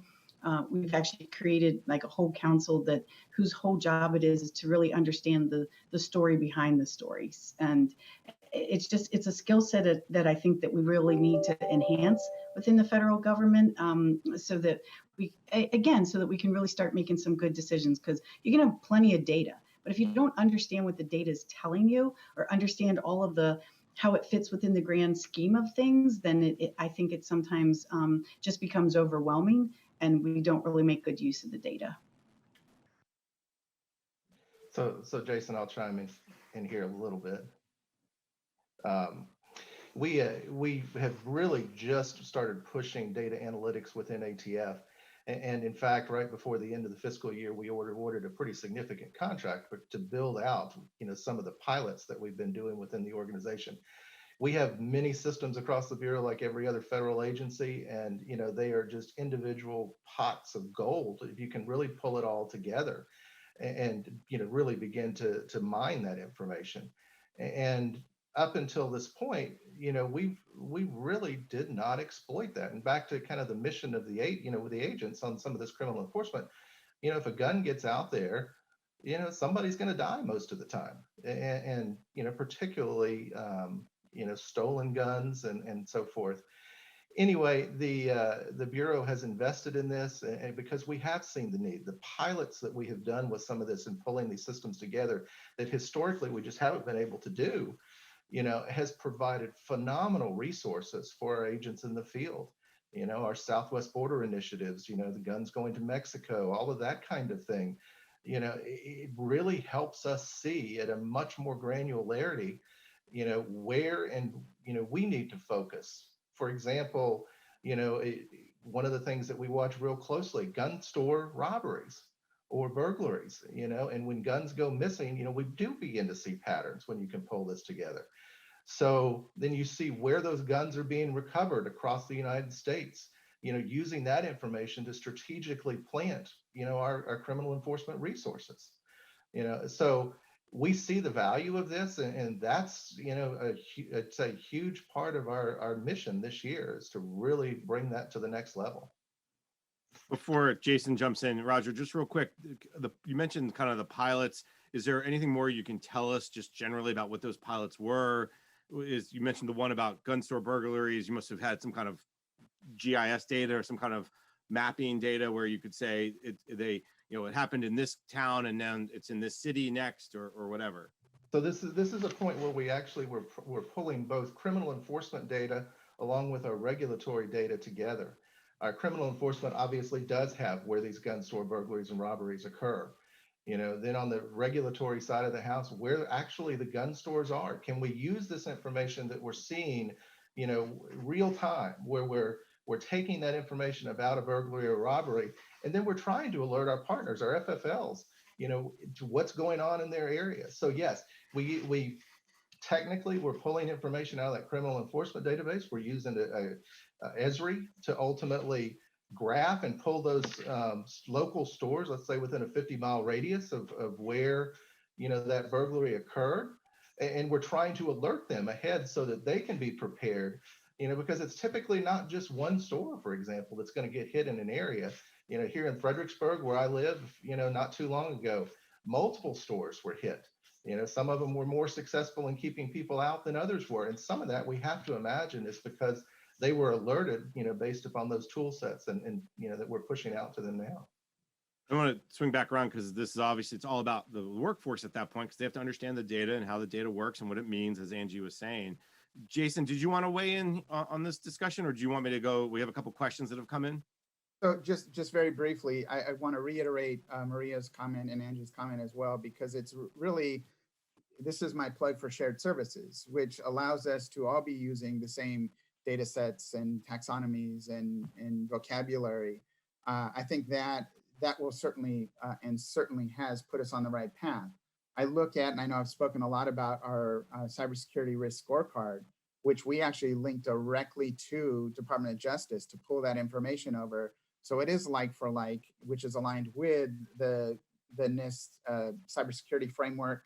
And so it actually puts everything into a digestible format and structure that allows us to really understand like for like as it comes to risk and cybersecurity because of that standardization. So I think that's one, I'm an avid adopter and an advocate for shared services, but I think that's really going to help a lot. All right, thank you for that. That's a great point. Again, tag back to the shared services. One question comes in from someone, they call themselves anonymous, of course. What is the trend in cybersecurity budgets currently? Is it likely to remain the same, increase, decrease over the next 12 months? Maria, maybe can you start with the top line, and then maybe the other panelists can weigh in from their agency specifics? Cybersecurity is always going to be front and center. I said that earlier, right? The funding is continuing, even as we, I mentioned earlier the FISMA score. In the FISMA report that came out, and you can really see how much the agencies are doing, and they're being smart about how they spend their cybersecurity dollars, right? The days of 30 different cybersecurity tools are going away as agencies are getting smarter about acting as an enterprise. Even within their own agencies, eliminating a lot of the stovepipes, the duplication, but really addressing, from a risk standpoint, not just I have a tool and I saw something, but actually managing risk and the risk that they need to manage as an agency, right? Making those decisions and those risk-based decisions. So cybersecurity, from a funding perspective, certainly will continue, but agencies are being smarter about how they spend those dollars, how they're focusing it, and those dollars aren't just tools, but it's also the people piece. We've talked about that, but being very focused on what they're doing. And like Jason said, there's a lot of collaboration that's going on across the community, whether it's the CISOs and the CIOs, so that we're making better decisions with those dollars and taking lessons learned across the entire federal government, and being able to share that information. Yeah, so if you don't mind, I'll just chime in here a little bit. So I think given the significant change that we're all in the middle of with this pandemic, I would, from a trend standpoint, I would expect it to increase a little bit. By how much, I don't know, but the reality is, and I was having a conversation during our Cybersecurity Awareness Month briefing this morning, at the Department of Education, prior to the pandemic, we were having around 60,000 calls like this every month. The last number I got, which was last week, was 480,000 calls in a month. So the use of the technological platforms we have in securing and making sure that they're secure is, of course, paramount to everything that we're doing. So I would anticipate, given the near 100% virtual environment that many of us are finding ourselves in, that I would expect the trend to increase. That being said, I don't think it's an endless climb, if you will, on let's add more, because the reality is we have the tools in place, we have the procedures in place, we have the policies in place, we're educating our people. So we have all of those things, but I would anticipate just a slight increase until we get to a point where the new normal is either adopted fully and embraced, or we're somewhere in between and having to manage the cyber risk as we do every day. I would add on that we're just getting better across the board at how we manage cybersecurity as a whole. I think this adds on to Jason, and it goes to the maturity of the federal government. And even through the pandemic, how some agencies were identifying where there were impersonators on social media, right?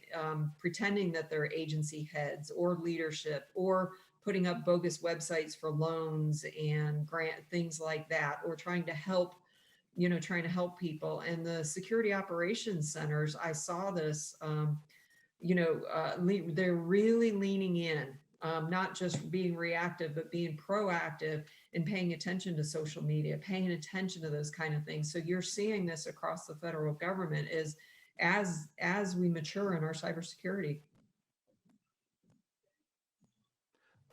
I love both Maria and Jason were saying, go up a little, maybe a little. I remember, here we go, right? When Karen Evans was the federal CIO, that we didn't call her that, right? It was something, the cyber budget for federal civilian was like 6.8 billion. And she used to say, that's plenty of money. You all have plenty of money. I think Maria, now correct me if I'm wrong, it was something, the 2021 budget request was something like 17 billion. So that's probably a 10-year, maybe a 12-year, over the 12-year increase. So I will go one step further and tell you all, it's all going to go up, up, up, because the threats are only going to get worse, worse, worse. But that's just my own, cynical need to cover stories. We've got another question coming in about data, cybersecurity sharing or securing, just sharing of data securely. What do you think, the question comes in and says, what do you think is the #1 challenge in sharing data? Is it policy? I'll throw it out there just to the panel. Yes. Yes, policy. Which policy? And didn't you all just redo all your policies at OMB? Yeah, not all. I think we need to look at that one. Does Angie, Roger, do you guys want to jump in and talk a little bit about just the challenge you see from your perspective about sharing? I think, this is Angie. I think that the whole, it probably is policies as part of it, right? But I would also say that it comes down to cultural thing, and this is kind of like my pie, this is my part of it, this is what I have to protect kind of thing. And so I think that some of it is just like we're going to have to break down those barriers of believing that somehow we're the only ones that can have the data, right? That sharing it would somehow cause us some kind of heartburn. And, you know, honestly, I can understand the fear, you know, whenever you see like all the leaks and things that go on within the departments and within the federal government, it's no wonder that people kind of hold on to their data and don't really actually want to share it. But somehow we have to figure out how to get past that fear so that we can kind of do something for the greater good. Jason, I think Angie hit it right on. I think we're to a point where it's more culture than policy. You know, work for the largest law firm in the world with the Department of Justice, and believe me, lots of people are very quick to throw up. You know, you can't do that. Somebody's going to share something that they shouldn't, or whatever it has. You know, it really is changing that culture. The policies that are truly in place today, I believe you can actually push either way. And we need people that are going to push towards openness and sharing of the information, not just trying to throw up those roadblocks. How much of that, go ahead. No, I was just going to say that I would definitely jump on the bandwagon of policy, but I would also say education is going to be an absolute critical component here that terrifies me. I mean, I know at the Department of Education, we have 6,000 institutions of higher education that we share information with. And I want to make sure that that information is secure. So again, policy comes into play there, but also wanting to make sure that things are being done the way they need to be done from an accountability standpoint. So I think there's a combination, and there's certainly a culture all around, whether it's sharing the data or not wanting to share the data. I think it's about building that relationship of trust, to Angie's point about the greater good and what are we trying to do here, and let's work together to do it. Yeah, I want to add on because it's what's the outcome we're trying to achieve by sharing the data, right? You don't need a proliferation of data, right? Copies of data all over the place. And you need to make sure, you know, when it gets to the policy, that there are the authoritative sources of that data, and that, you know, are there security considerations to be had because you're combining multiple data sets and you're getting, you know, that information from data and you're turning that to insights. And at what point could there potentially be, you know, FOUO or classification implications because you're combining multiple data sets from other areas. So this is where security comes in, and making sure that there's parameters around that data sharing or visibility into data. So there's a number of factors that do need to be considered. You know, even as we're moving in the direction of more open data, we still have to make sure that we have that lens on it that says, you know, if we've got all these government data sources, when we combine them, is that too much? You know, if we're going to expose that as an open data set. But again, within the federal government, knowing where the authoritative data sources are, I've worked at agencies where, you know, somebody copies a data set, copies a data set, copies a data set. Next thing you know, you got that data set out there 4 times, and then people forget over time where the originator was and where they had authoritative data sources. And that is critically important if you're making decisions on the back end. Maria, you just made the case for blockchain, right? Where's those data? How do we ensure that this is? Actually, I was going to ask Jason Gray a quick follow-up. Jason, based on our conversations in the past, I know that the education department is 99.9% or some high percentage in the cloud already.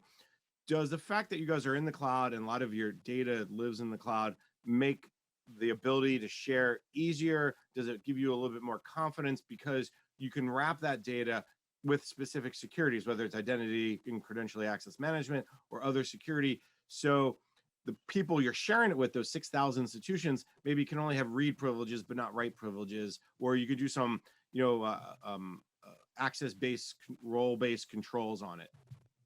So I love answering these questions when you ask me, because the answer is yes. And I know you want a bigger answer, but the answer is yes. It does give me a greater sense of comfort and control. We've been doing this for a while. So it is easier. In many instances, some of those institutions are using similar cloud services. So it does make it easier. It doesn't make me sleep better at night because, again, it's more of the chain of the data and what happens with it. How is it used?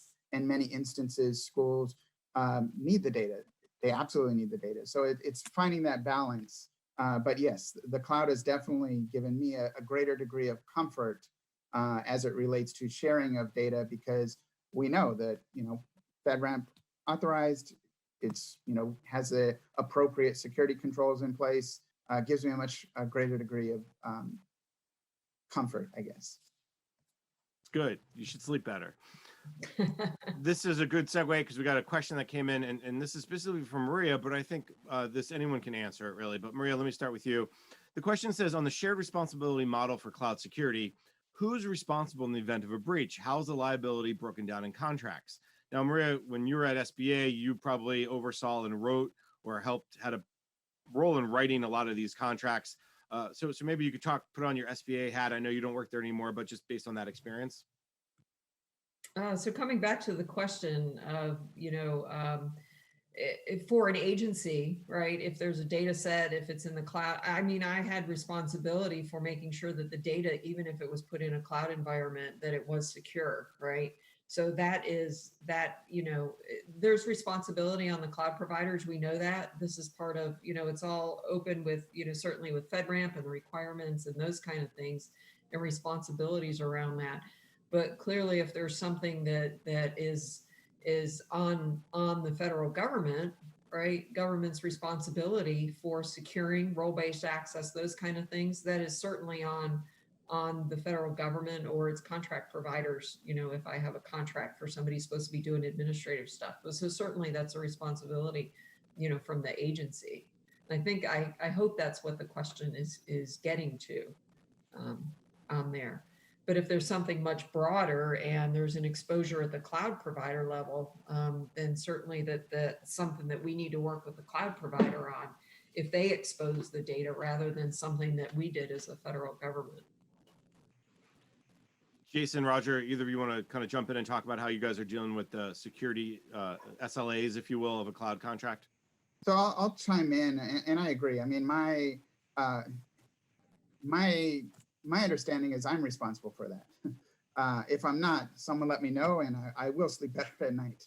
But I'm responsible for that. So what we do is we have very good relationships, not only with the FedRAMP PMO, to make sure that we have the visibility about the risks and vulnerabilities. I get regular briefings on our systems that we have that are either FedRAMP systems or other systems that are internal, just to make sure that I understand the risk as the authorizing official, that I understand the risk associated with that.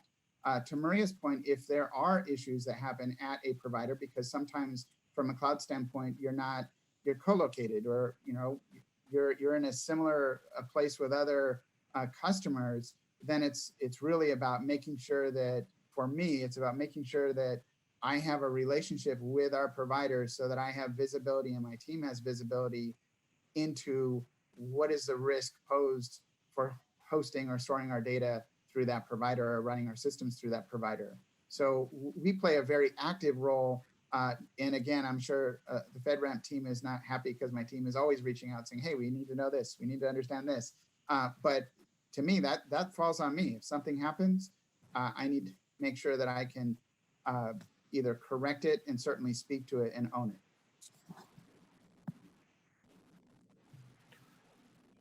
Angie, let me bring a question to you about, and then bring us back around to the cyber workforce discussion a little bit more broadly.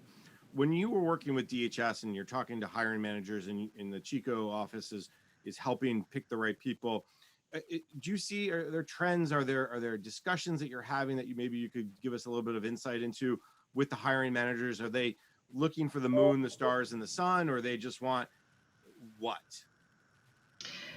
Well, we've kind of I think matured in what we've been doing. So a few years ago, we actually, and this is whenever Luke McCormick was our CIO, and we were actually working together on this. And we had a really huge joint hiring event for the IT, and it was incredibly successful. We hired thousands of people, did a lot of on-the-spot job hires, which people said we couldn't do, right? All of that kind of stuff. But we worked together. It was a really good partnership between HR and the CIO to kind of get at what you just said, like what is it that we're really looking toward. What was fascinating is that if you kind of go forward from that hiring event, about 6 months to 12 months later, what I started hearing from some of the hiring managers is, we didn't really hire the right people. Like we don't, not everybody, okay, but in some cases that the skill sets weren't really matching what it was that we thought we were hiring. And what's fascinating about that is we actually worked together in partnership to get those people on board. So it wasn't just like an HR specialist deciding somebody was qualified. It was actual CIO folks deciding people were qualified. So that really put us on a quest to say, all right, what went wrong with that? And is there something better that we can do? And that's why we're really investing now in state-of-the-art assessments, where it's more scenario-based, where people have to come in and actually do the job, prove that they can do the job, not just have a resume that speaks to the job or a degree that says that they can, right? And so you'll find with our cyber talent management system, this is where we've invested heavily. I truly appreciate both the department, OMB, and Congress, quite frankly, for giving us the money to invest in it. I've been saying this throughout time. If we don't invest in really good state-of-the-art assessments, whether it's IT or anything else, really it's kind of a waste of our time. And so I think what you'll find is these partnerships with not only with the subject matter experts, which they're fully involved in it, but getting to the heart of, again, these state-of-the-art assessments, I think is really where we need to go. And it's where the managers want to go as well. In fact, the managers themselves are investing a tremendous amount of time into making sure that we actually hire the right folks. So it's a good partnership. I've got to ask the follow-up. What is a state-of-the-art assessment? For me, it's just I'm going to read the resume and bring them in and talk to them. But what makes it state-of-the-art? So state of the art would be that you actually can create scenarios, right, of real live things. Maybe you bring in dummy data, if you will, or you set up a situation in which there is a cyber event, and then you see whether or not that person is actually able to, maybe it's detect something, right, do the forensics that they need to do, or that they know how to work the network, that they actually know which buttons to push, right, to make sure that the network does what it's supposed to. So when I say state of the art, all I mean is that it'll be a simulators, if you will. Like think of it like what test pilots might do, right? They sit in a simulation before they actually take off and truly fly. So think of it that way. That's what we're investing in, is actual hands-on. Can you really do the job? Not just have a piece of paper that says that you can. Because the other thing that the managers are really saying is, I'm tired of hearing about certificates, right? I'm tired of hearing about certifications. You may be able to test well, but that doesn't mean you can actually do the job.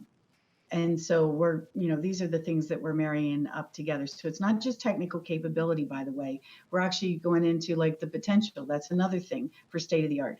You might be a cook in the Army right now, but we're working on assessments that actually assess their potential to do this line of work, with or without a degree. It doesn't matter if their last job before being a cook in the Army was a forklift operator at Walmart. We're cool with all of that, if you have the potential to be able to do that. It's my understanding we're one of the first in the federal government to actually create assessments that assess potential to put people into this field, this really important field. Now, Jason and or Maria, because of the CIO Council role, you all at the CIO Council held a very wonderful, very similar to what Angie was talking about, workforce event, or hiring on the spot. Is there any discussion about doing that? Obviously, probably virtually in the near term, but is that was to me a very great story, great success as well.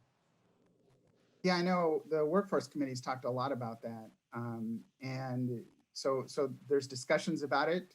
A lot of things will depend on funding and a lot of other decisions, but there are discussions about it, because I agree that was extremely successful. It was much wider attended than I was expecting. It was like packed to be standing in that room. But one thing I wanted to focus on that Angie had talked about, one of the things that I'm certainly looking for when it comes to the gaps, if you will, is critical thinking capability, because it's not just about individuals who have the skill set to do forensics. What I'm looking for is, and I know I've said this before, it's not the checkers player, it's the checkers player who's become the chess player, who ideally will become the three-dimensional chess player, who can think about okay, I've got these skills, and how do these skills interact with this skills to create this fabric, if you will, of skill sets and experiences that strengthen an organization.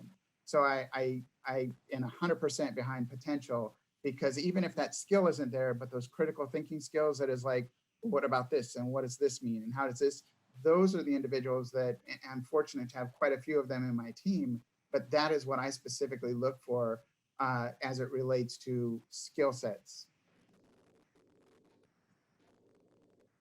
Roger, do you want to jump in as well in this conversation about as someone who hires, and I know your cybersecurity workforce is filled to the max, but you're hiring for other positions, I'm sure the usual data science, project management, and the like. Give me a sense of how the hiring process at ATF works, and how are you looking for the right skill sets? Yeah, frankly, we do struggle, Jason. I'll go back. We hired our CISO about a year ago, and we did try and use every authority that we could possibly do, including direct hire authority. So when it came to the applications, the HR department presented us with roughly 250 resumes. You try and knock that down, and my guess is, looking back at it, there's probably 10% of those people that were actually qualified, which is still a pretty decent number. Where we really struggle is where HR ultimately tries to narrow the list down for us first. Their definition of qualified doesn't always match our definition of qualified. And then frankly, you couple that with a small IT organization and the, let's just say, the lack of, good hiring skills. That assessment that I go back, I love what I was hearing from Angie with regards to trying to truly qualify people before we actually see anything from them. That's a great concept.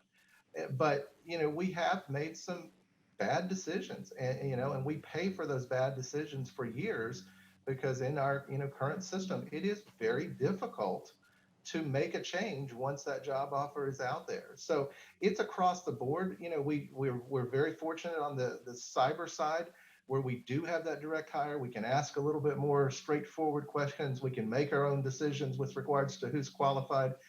But outside of that direct hire authority, it is tough, and there is no silver bullet from my perspective.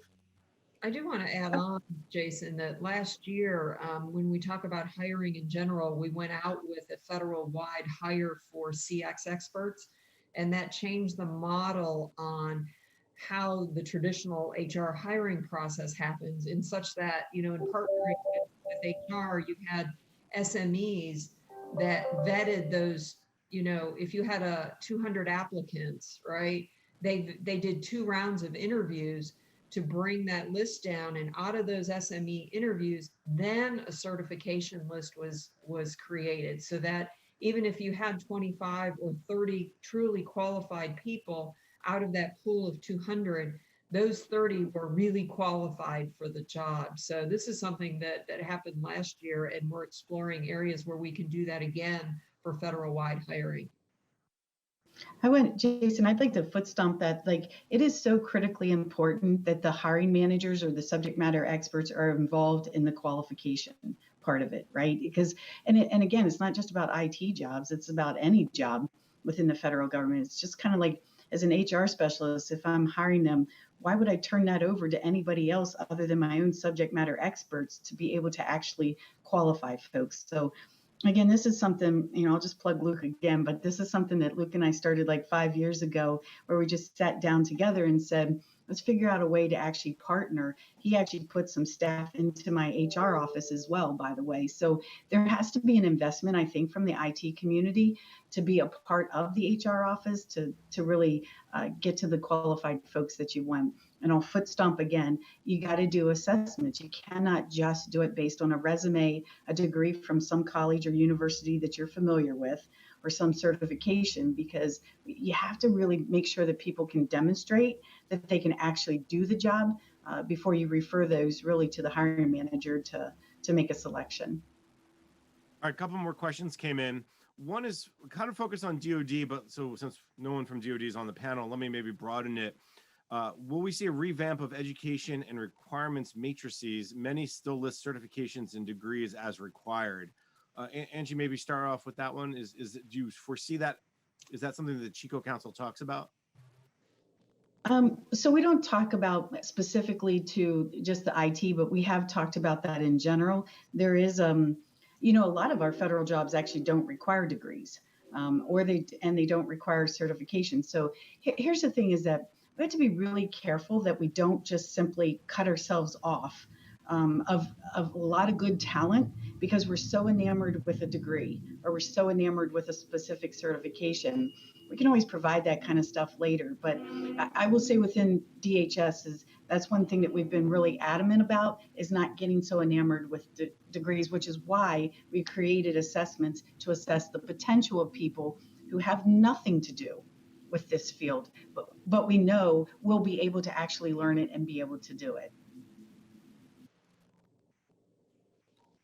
All right, another question came in, and this one, again, this goes back to some of the requirements and how likely will quote unquote soft skills be added to the cybersecurity workforce framework, an opportunity there to memorialize the need for those non-technical skills that have been mentioned.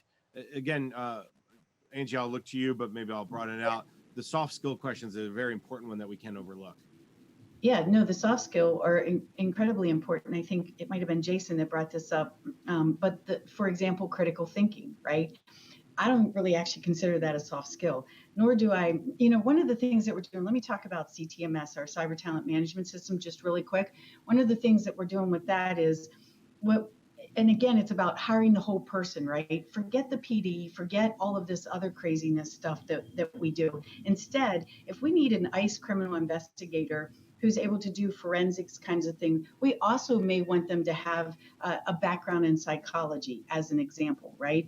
And so you've got this interdiscipline that's kind of going on versus instead of just calling it soft skills, we're actually saying, what are all the skill sets that you need to bring to the table to be able to successfully do your job and or be able to do other jobs that we may pass along to you so that we're not tied again to a specific position description. So huge effort on our part to make sure that we bring in all of these different skill sets to again go after the whole person and not just simply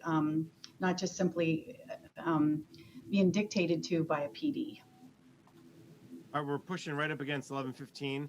This has been, I know Maria has got a hard stop at 11:15, so I want to make sure she hits her next meeting because it's probably important at the White House. So we don't want to make you late for that. Any quickly last comments anyone wants to jump in? Otherwise, we're just going to say thank you very much. Any last comments? All right. You all did a wonderful job. This has been a fascinating conversation. I learned a lot, maybe even a little bit of news in there. Wink, wink, Jason and Angie. Roger, thank you for coming in and being a relief pitcher. And Maria, you always do a great job, so appreciate your time. So I will turn it back over, I think, to, is it Ira or Luke?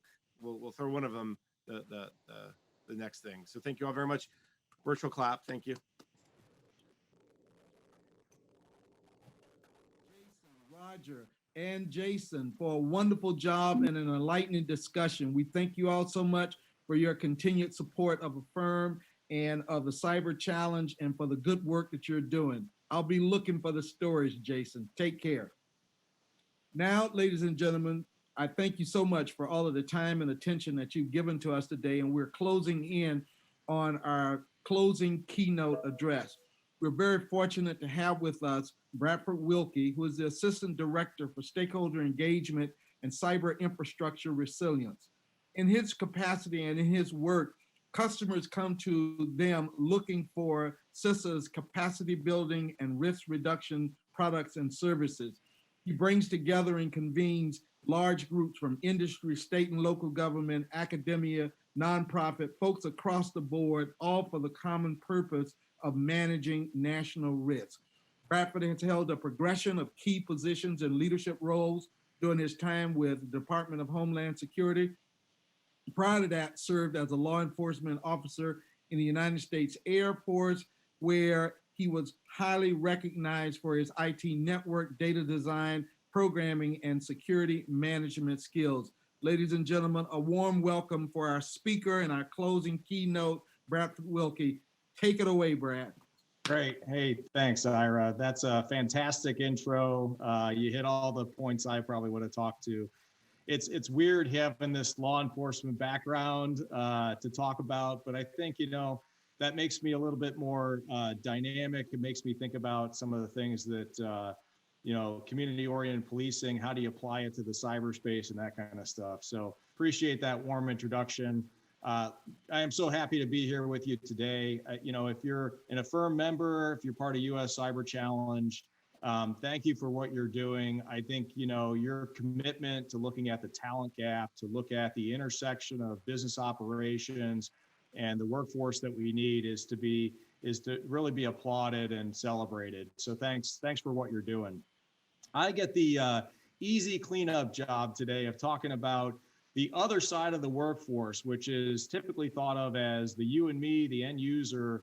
And I want to take us down to the other end of the spectrum where there's maybe not certifications, there's not a career pathway, there's not a sense of a certification for digital literacy that the average citizen needs.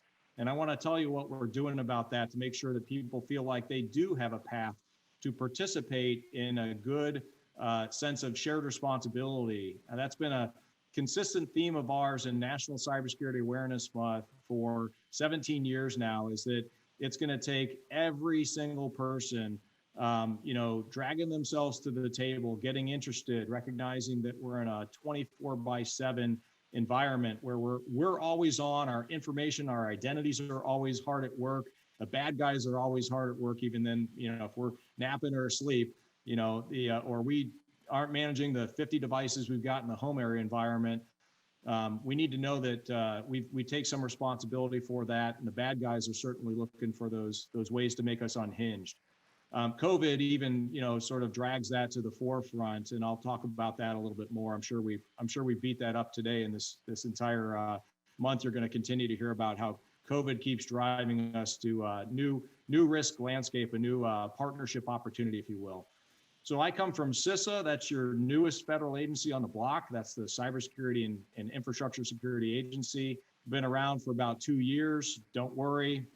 Don't treat us like we're just 2-year-old as an agency. We've got years of experience in doing this kind of federal network protection, skills management, all of that kind of look that we can talk about here today. We're principally known for our work in protecting the federal .gov environment. So if you think of 99 departments and agencies at the federal level, we're sort of on point to be a steward of large policy. You see that in some of our emergency directives around patching.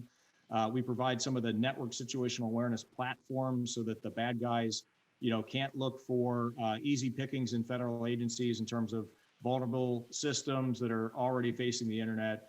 And that we can jointly do incident response with those federal agencies who understand the mission but may not understand the digital packet that's showing up at their border. And so we're trying to help them with the context of the threat actor, but we're also trying to help them with incident response. So I know I want to touch upon Awareness Month and what it can mean for you and me and how we can row together, but I want to kind of explain our 4, at least out of the 5 priority missions that we have in CISA right now, because I think they do touch upon the conversations that you had earlier today. So 4 out of 5 of our priorities really have an intersection with the workforce and this talent gap that we talked about. That first priority I talked about of protecting the federal .gov, and can't do it without the work of Ms. Riot, who you heard from earlier, and the other sort of federal CISOs and CIOs. But certainly as they look at their internal workforce or the workforce needs, we have a unique position in CISA to be able to admire sort of what is the end goal out of some of the workforce talent that we need on the ranks and hard at work, and how can they contribute to some of the net outcomes. So if you look at that sort of paradigm of having necessity to have people that are doing identify, detect, protect, respond, and recover kind of functions, we see a lot of technology investment to protect and detect systems out there. We have a lot of people at the intersection of being able to respond, provide continuity, and recover systems. So it is a labor and human intensive process when it comes to responding and recovering. That's why you see all of us with emerging roles under COVID without the technology necessarily underpinning us. So a lot of what we're looking for in the next generation talent is what you heard from earlier, but it's making sure that all of the protect and detect kind of responsibilities that we have are driving to an analysis that is informing human decision making. And it's to make sure that as humans involved in incident response, recovery, continuity of operations, that we sort of lean on more than just good procedure. We can lean at the intersection of that information so that we're responding with confidence that we're restoring systems and not playing whack-a-mole to the problems. So that's a big responsibility for us. The flip side of our responsibility protecting federal.gov is to look at the work with industry and SLTT, the state and local, territorial, and tribal. So if you think about it, as we look at our own workforce, we need to understand if that workforce can engage, if we can partner well with our state and local, territorial, and tribal partners. So you heard John Gilligan talk about some of the things that they're doing out of the Center for Internet Security. And we absolutely need to be on parity with the workforce and understanding the workforce gaps that are out there in the state and local environment, as we also need to learn from the high performances we see in industry right now, cyber threat analysis, threat mitigation. Some of these folks are, I wouldn't say years ahead of the federal space, but they absolutely understand what it takes to establish a workforce to do that sort of cyber threat integration with the business mission. I think we're learning and partnering well with industry on that respect. Our other missions, very quickly, they go right to this talent gap. So I'll kind of give you can contextualize it, but I'll kind of tell you what the missions are. We have a big emphasis in looking at the supply chain, doing the risk analysis around that, the rise of sort of systemic risk and national critical functions that we all depend on in society. Certainly election security has been less about defending a voting machine because I think of the work that we've done in the past number of years to really lock down, harden, and sort of all get those types of systems where they need to be. And it's more now about the skill to share and have unity of effort on the disinformation, the misinformation that we need. That adage that's going to play out after November 4th, that we need to be very, very patient as a society as the vote comes in, coupled with the preparedness that we've already done to actually make sure that there is no technical advantage ceded to the adversary, so that we're absolutely conveying that we have blocked and tackled all of these cyber elements that might have rattled us back in 2016, that we've actually done a really good job getting to the point we are. And so messaging becomes really important there. And then I think about, operations technology. It's you may say, what does operations technology have to do with the tried and traditional, information resource manager's work role? Well, you're starting to own telemetry off of those systems more and more. You're starting to see the intersection of that with your business operations. You're starting to see the continued merging of technology communications platforms like 5G that's coming out. And pretty soon you're going to have the same networks delivering operations technology outcomes, actuators and pumps and all of this with the same sort of information technology environments we've enjoyed, the last 30 or 40 years. So let's switch to why this, away from those work roles, why national digital literacy is really necessary and what we're doing about it in this 17th year of our Cybersecurity Awareness Month. You can call it Cyber Month. I love to call it the National Cybersecurity Awareness Month because, again, this is going to take a national effort. We are still making sure that no one is left behind. There's a lot of awareness raising to do. And as the federal lead for this Cyber Month, and thinking about where we've been, we are really trying to make sure that the messaging and the literacy that can be gained in this month and then throughout the rest of the next year is really working in a simple terms, snackable way. My boss likes to say schoolhouse rock. If you can get it out in a schoolhouse rock kind of mentality, you're likely going to get people over that hurdle of it's a technical area, so how do I become an expert in it? Well, you don't. We can speak very plain language, and we've been doing that for 17 years. We started out with cybersecurity as a shared responsibility. We brought in adages like, please stop, think, and then click and connect to the internet.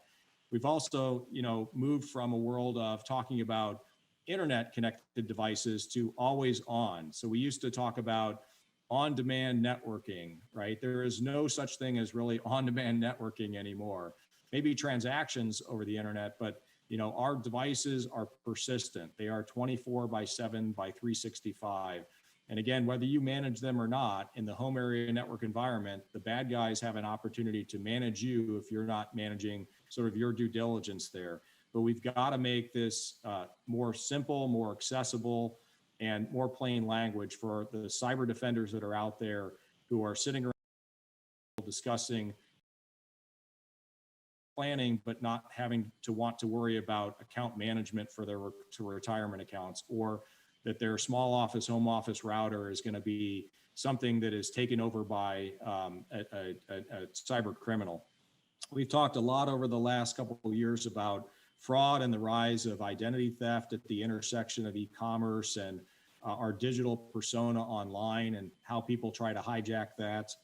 We've talked about online safety before and sort of the aspects of how our children get involved in that with countering cyberbullying, as well as understanding that, my 11-year-old has had 11 years of digital identity out there. Sometimes I didn't even create for her, right? The old adage of somebody else is posting that picture or, saying add a girl for my daughter for something, and then putting it into the social media that is really not centrally controlled by me as a parent thinking about that. So whereas I've had 20 years of a digital identity, she's got one that has persisted since day one of her life. And I think we need to think about what that means in sort of identity management and persistence of record keeping.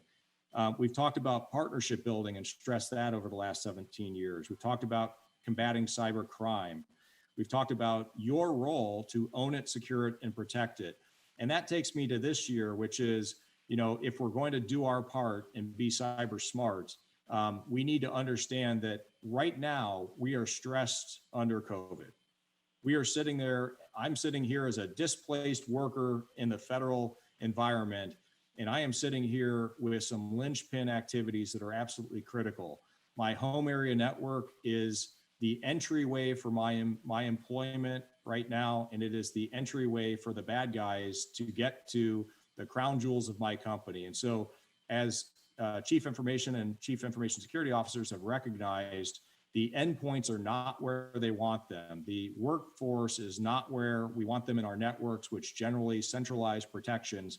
And we have pushed a lot of assets in not only users and user access, but information and record keeping to the edge of our networks, to the edge of our comfort zone. So if you think about the home area network, yes, there is really good secure teleworking practices to follow. There is a great way in which our CISOs and technology teams are making sure that we are not the weakest link in corporate and government security right now. But they don't necessarily have visibility, insight, and responsibility for the 20 other devices I've got in my network right now, whether it's my smart appliance, or it's the smart TV that's sitting there, or it's my daughter with her K through education playing out right now, or it's my wife doing her work related to her corporate goals. So the point is, it's not necessarily as if it's a Wild West, but some of the things in which are centrally managed, kind of security goals are a little bit disrupted by COVID. So, we need to think about this as to what's practical then. And I think that goes to some of the themes that we've got this month that you're really, I think, going to be able to help us with by championing it, making sure that this is aligned with your workforce goals as well. And that, if you find an opportunity of being a yeoman for us, or let's just say an ambassador and being a CISO auxiliary, you can take these messages, you can take these tip sheets, you can take these campaign ideas, and you can roll it out, and we can all get somewhere. So part of my do your part, be cyber smart is to ask you who have the cyber smarts already to go out and be that ambassador, be that proxy to others, be that leader, mentor, and coach to others right now. If you're a large organization out there, and if you're a large federal agency, you're spending a lot of time on National Cybersecurity Awareness Month, trying again to educate and create a base level of awareness as to what the current threats are, the emerging opportunities to row together, et cetera. Think about your suppliers, think about your small business contractors, think about the home environment that your end user employees are sitting in. Think about educating as far as you can with the right messages and the right sort of actions that you would expect. So throughout October, you're going to see us and hopefully you all promoting certain messages. One of the first ones we have in this first week is, if you connect it, protect it, right? That theme really emphasizes the adage of all internet connected devices are potentially vulnerable. We're going to be highlighting ways in which online devices have impacted our lives, but really empowering users to own their role as a surrogate IT manager. What do they need to do in terms of understanding the patching that they can do? Is there something easy they can do with their digital identity to put in multi-factor authentication? And, this is not where we're trying to educate, again, just the end user. I think the companies that are right upstream, my Comcast service provider needs to think about how within 2 clicks of, their service page for me as an account holder with them, a client, I need to be able to see how security can be provisioned into my home life, my environment. Don't make it so inaccessible that you sort of bury the lead, right? We want to make sure that cybersecurity and the tools that are available are really right up front, top of fold. The second week in our awareness month is focusing on securing devices at home and at work with concrete steps that individuals and organizations can take to protect internet connected devices that really bridge that personal and professional environment. 5 years ago, we were really concerned about bring your own device, technology, using personal devices in the corporate space. We have completely flipped that on its head. You have corporate assets in the personal environment.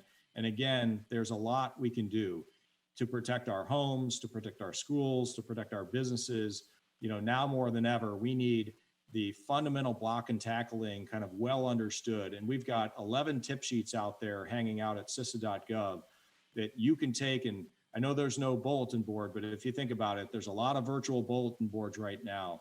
There's a lot of people who come, late to meetings, and maybe they need to be, reading up on something as a get ready for the meeting kind of thing. And, or, maybe you've got an opportunity in all these chats that we're doing to drop in a tip and say, hey, if you got a minute, see if this can help you out in your home network environment. Week 3, we're going to move to securing internet connected devices really in healthcare. Why a shift like that, and how does it really play to the literacy effect? I think you're seeing it under things like trying to get our lives managed today. We're really dependent on a robust, resilient healthcare system out there. And so we will be focusing on the steps that healthcare industry really can have with their consumers, with the citizens in mind, as they're part of being cyber smart. With COVID-19, we've seen a dramatic use of things like telemedicine. We certainly are trying to backstop the way to a safe vaccine that's on time, accessible, the right one, but having a resilient healthcare system to deliver the shot in the arm is really what we need. Making sure that people are really focusing on the cybersecurity end of something that is so critical right now to the safety of the average citizen out there. You've got smart devices out there like pacemakers and defibrillators, refrigeration units, you've got insulin pumps, you've got CT scanners. All of these are certainly there with a sense of commercial grade security, healthcare grade security, but they're now sitting in all these environments, just like these corporate and government devices are sitting. They're sitting in the home, which means, they consistently are barraged by the same sort of attacks that we see on the sort of wider internet. Finally, our final week is going to look at the future of internet connected devices. We're going to nod towards some of the emerging communications technologies and the sort of opportunities we see under 5G and other distant technologies out there. But the idea is to get the consumer and the citizen and the workplace really thinking about not only today's problems and challenges, but thinking about the partnership, the shared responsibility, and the doing your part that comes tomorrow when you bring the next technology into your home, into your life, into the workplace. So that's a really, really big part. The call to action I have is for you. It's a pretty simple one. Engage in the conversation. Take our materials, engage the workforce, recognize that they're also citizens. They're also helping with, their kids to be safe online as a student these days. They're trying to help their spouse out. They're trying to help the elder care that they're doing. They're managing a lot of information. And right now we sort of need to peel back and make this language of cybersecurity very accessible to them in simple terms and sort of raise that cognition. We don't just want to see it done for Cybersecurity Awareness Month. So, I would start planning it out right now while you've got the opportunity. We're going to be in this virtual environment for quite a while, but if you could do a virtual lunch and learn, plan that for December. Get this thing kick-started after the new year, after we've used the holiday season to buy all these new devices, and we certainly need them to be secure the second we put them online. So this is not a one-time, one-shot, one-month conversation. That's my point. Don't treat cybersecurity also as a taboo subject. You don't have to have a degree, a certification, expertise. I think all of you, can be this auxiliary, the ambassadors that we need. I'm going to be doing my part, talking to the local school district, the local government, local small businesses, chambers of commerce. I think we're all in it together. I think one of the big takeaways that we've got from COVID is that you can't shake the American spirit and the entrepreneurial innovation that really we need to survive and thrive as an economy. However, what we don't want to see is the small business that has a great idea have to leave the marketplace because, we didn't reach over across and make sure that we could offer them our assistance as a coach. We could mentor them in some of the, get up to speed as a small business, and as they develop their portfolio and their customer base and do their market analysis, think about their small business planning that really hinges on cybersecurity, care and feeding. And then, I think about the intersections of where we can go do that. If you've got, free time this month, go talk to the Chamber of Commerce, go evangelize with the materials. You don't need to take CISA along with you in every instance, but you can certainly take our materials, put your own logo on these things. And it's more about the message and the message bearer. It's more about attempting the conversations. So, volunteer at local organizations and share how you see being cyber smart and how you see it as a national imperative. Finally, I want to swing a little bit back to this COVID digital transformation. You're hearing from a lot of leaders out there that this is a great time of coming together. And I think while we're stressed with a displaced workforce, with more online services being rolled out, the transformation that we're seeing in our normal business operations, the reach that we can have with technology, I think all those are in the win category. That COVID had to be the stressor is really, really unfortunate, but we are accelerating our digital transformation. I think what we need to do is recognize that along with that, we have some shared responsibility. Again, the digital settings that we're going into are creating a real opportunity for the bad actors out there to confront and constrain the way in which we need to have success. So I like to say, let's make sure that we're using collective defense and the bad guys can't kick us while we're down. But as we're accelerating this transition, we're being driven by these outsized risks, existential sort of risks like COVID-19. There's real opportunity, again, to come together and partner in a very concrete way. I think some of that is going to be moving from, threat information sharing, which I think we've tried to get right and find a balance point between industry and government, nonprofit and academia for years now. And I think we need to focus on how we're actually creating success. So, we need to drag information and best practices out of high performers. We need to share what's working as a remedy for ransomware, both in a prevention kind of sense, as well as what's really working in terms of efficient response and recovery to things like ransomware. What are some of the supply chain elements here, or the third party risk, and how are large enterprises really getting a handle on that? Small enterprises have just as many partners as large enterprises that they're depending upon for payment processing, for threat protection, for digital services, for records management. And so, often what we find is those small businesses, are not experts in cybersecurity, and they need a little bit of assistance almost from the provider side back to them, saying, here's the security objective I can help you with. Here's how we need to work and make decisions if there is an incident.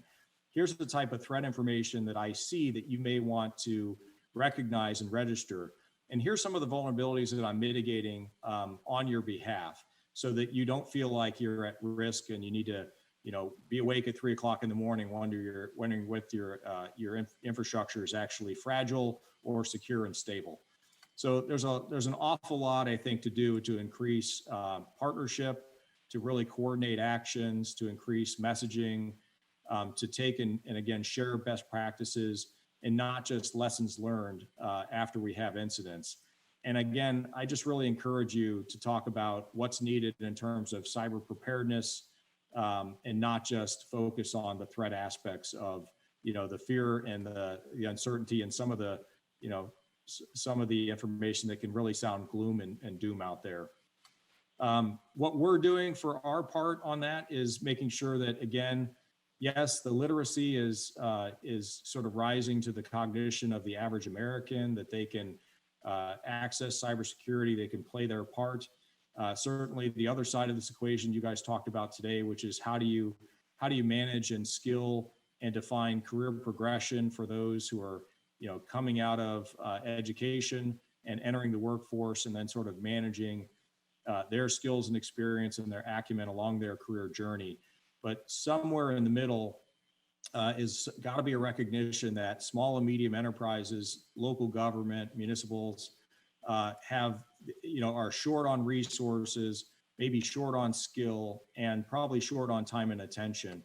And so we have rolled out things like Cyber Essentials.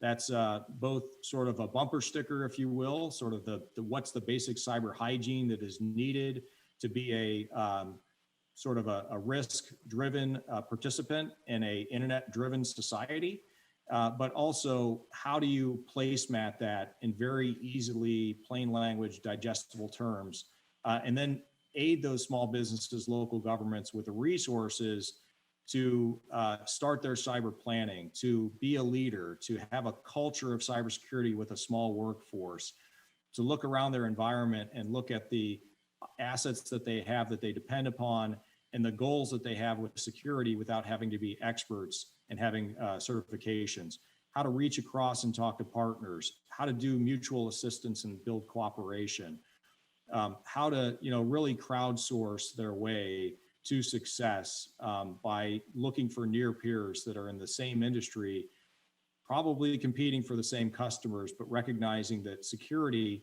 should not be the competitive advantage or necessarily be something that takes them out of the marketplace, right? I think we all lose when small businesses, local government are hacked. Certainly, we feel the pain of that, but I think we all lose because cybersecurity is not something that is competitive advantage. It is certainly something that I think we recognize as sort of a requisite requirement these days. You have to have some skill, some acumen, some understanding of the cybersecurity and risk environment. But to ask everybody to be experts is a little unreasonable, and to ask them to sort of go it alone against nation state and organized criminals and all of what cyber on the internet and other cyber environments really mean, to ask them to go it alone is really unrealistic as well. So where can we again use your help?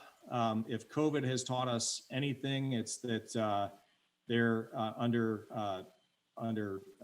COVID-19, not only the transformation has happened sort of digitally that we're sitting with now, but the bad actors are really following that transition.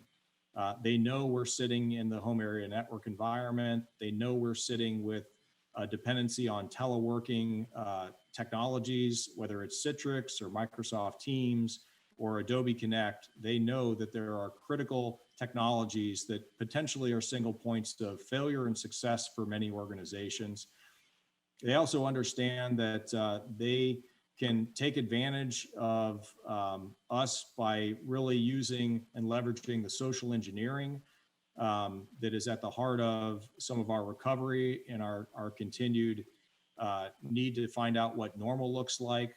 A good example of that is what we've been tracking with malicious actors who are spoofing some of the payroll protection elements of the CARES Act. So the Small Business Administration, with our help, rolled out, the Small Business Administration rolled out the relief page for COVID-19 and payroll protection, but they also, with our help, rolled out what we were seeing in sort of phishing emails and scams. So, as people are trying to find relief, the bad guys are trying to monetize that relief for themselves.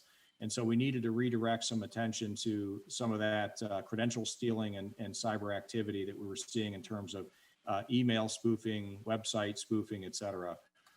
And finally, we've seen the nation state actors also want to sort of kick us while we're down. There's been a lot of joint advisories. So if you're the expert in the crowd, we really need your help sort of cascading down that the bad guys are following our workforce displacement. These advanced persistent threat actors are absolutely targeting us with increased ransomware and malicious code and malware. The alerts that we've got out there are trying to drag a very specific attention to the indicators of compromise, focusing on what the bad guys are doing, the tactics that they're using. I'm not saying we're ignoring who's behind it. I think that always is a motivational element of the clue game that bad guys have, is there's always a who with a candlestick in a room.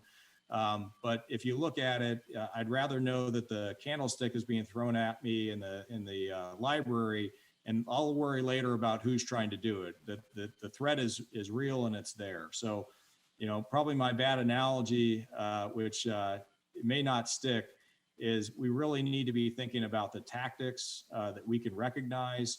We need to be thinking about the opportunities that the bad guys are trying to create to get into our infrastructure, create disruption for us. And certainly, I think we need to, again, understand how do you take that message that is very, very technical, work with your suppliers, your business partners, your employees, and quite frankly, their families and loved ones who are sitting in that same stressed home area network environment, and make cybersecurity very accessible to them. I keep saying accessible because I think the language that we use, I think the temperament that we apply, in basically leveling their fears and saying cybersecurity is not an insurmountable thing. It can be done with some smart, easy sort of boot up ideas. Patch those systems, get those legacy systems off your home area network environment, take advantage of the internet service provider and the tools that they are bringing into your home, like antivirus, threat alerts, VPN technology, those types of things. Do their boot up with multi-factor authentication. Take away from the adversary their ability of, one-click sort of attacks on us. Make it more difficult. Raise the cost to those folks. And I think, with that, I will leave you with a set of positive messages. Again, this is something we can do if we work together to do it. I am but one evangelist, and I sort of want to nominate all of you to take the message, take the best of the materials, take the best of your partnerships, and drive these messages home. Do it throughout the year. This is not a one-shot deal. You can get creative how you do it. Maybe it's just a reminder in a virtual bulletin board. Maybe it's something that you're going to have to bring 3 times because you figure people will mishear it the first 2 times, and just sort of stay the course and get at it. And find a way that, again, doesn't make it all sound like the the gloom and doom of attacks and threat actors, find a way to bring it into the business practices, the conversations of success on the project side, talk about it as part of the, sort of social responsibility that we have out there, and make sure people are really committed to taking as much personal responsibility and accountability as possible, but knowing that you're there as a resource for them to work with, as a champion, as a mentor and a coach. Don't make them feel alone in this. This is something we all can do together. So do your part, be cyber smart. Thanks so much. Back to you, Ira. Bradford, let me just say that was an outstanding delivery of information. That's a in all respects.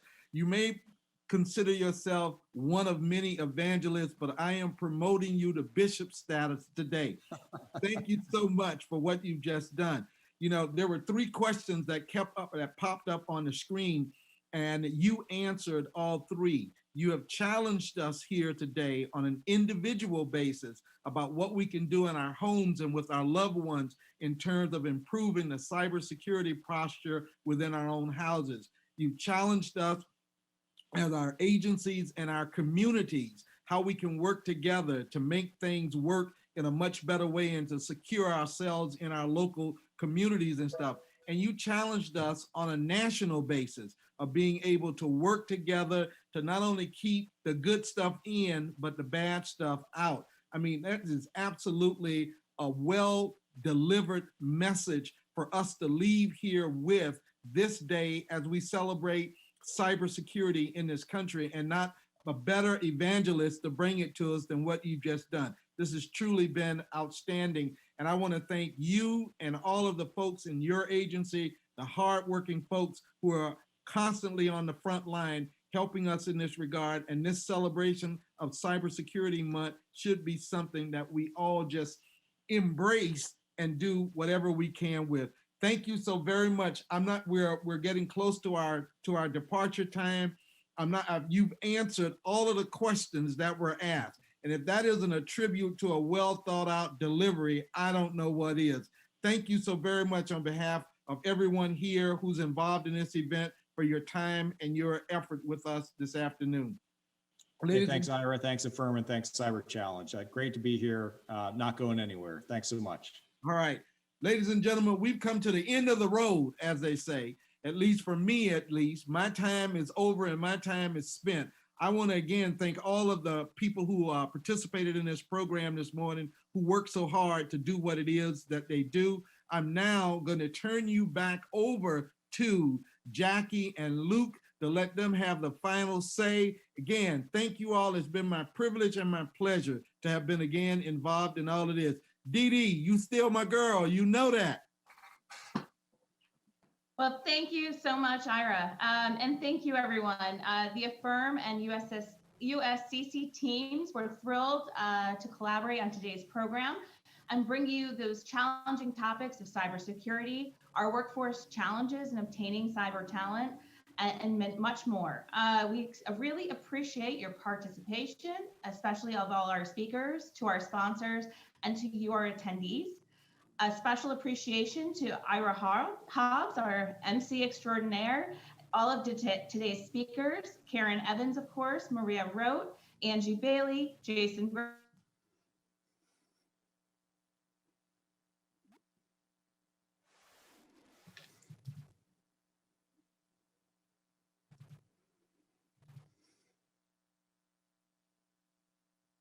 intensified, the threats are real and evolving, and the pursuit of cyber talent is critical.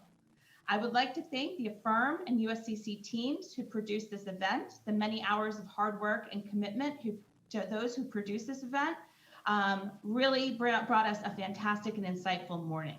If you, our attendees, enjoyed today's event, I invite you to mark your calendar for AFFIRM's upcoming events, including October 21st, due diligence in securing the federal supply chain, November 18th, leveraging technology for disaster recovery in government, and December 16th, top 10 technology trends in 2021.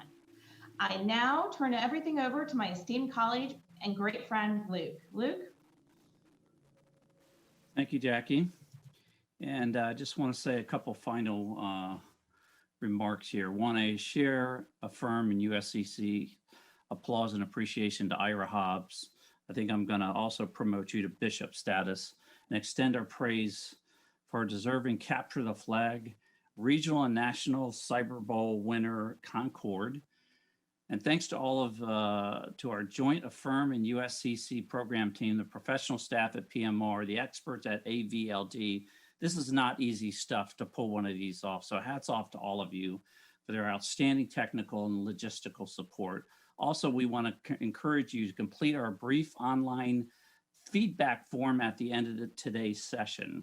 Importantly, in the spirit of giving back, today's event's proceeds will be benefit for both the firm's IT scholarship program and USCC's cyber training camps to build the next cyber workforce. We again share our thanks and appreciation for the generous event sponsors: Lumen Technologies, Platinum, Leidos AV sponsor, Gold Checkpoint ICF, Immix Group, and Red Hat, and Bronze Attain, Forward Edge, and IBM. I want to say a couple other points. One, Angie pointed out this potential assessment, right? And it reminded me of what we do with CyberQuest, right? Can you take a cook, send them through this process, and measure the grit, the gumption? Can they go over it? Can they go under it? Can they solve the puzzle? Do they have the soft skills to be that cyber warrior that we're looking for, right? You know, they tell you in the Marine Corps, whether you're a cook, a doctor, a pilot, or an infantryman, you're a rifleman first. And at FEMA, quite frankly, at DHS, they tell you you're a first responder first. And if there's 5 hurricanes coming all at once, we're going to show up, they're going to show up, and make sure those people are safe in their time of need. Every one of us needs to do our part, right? Brad talked about evangelists. Every one of us needs to be a patriot. Every one of us needs to do our part to make sure that we keep this country safe. And with that, back over to you all. Thank you very much and have a great day.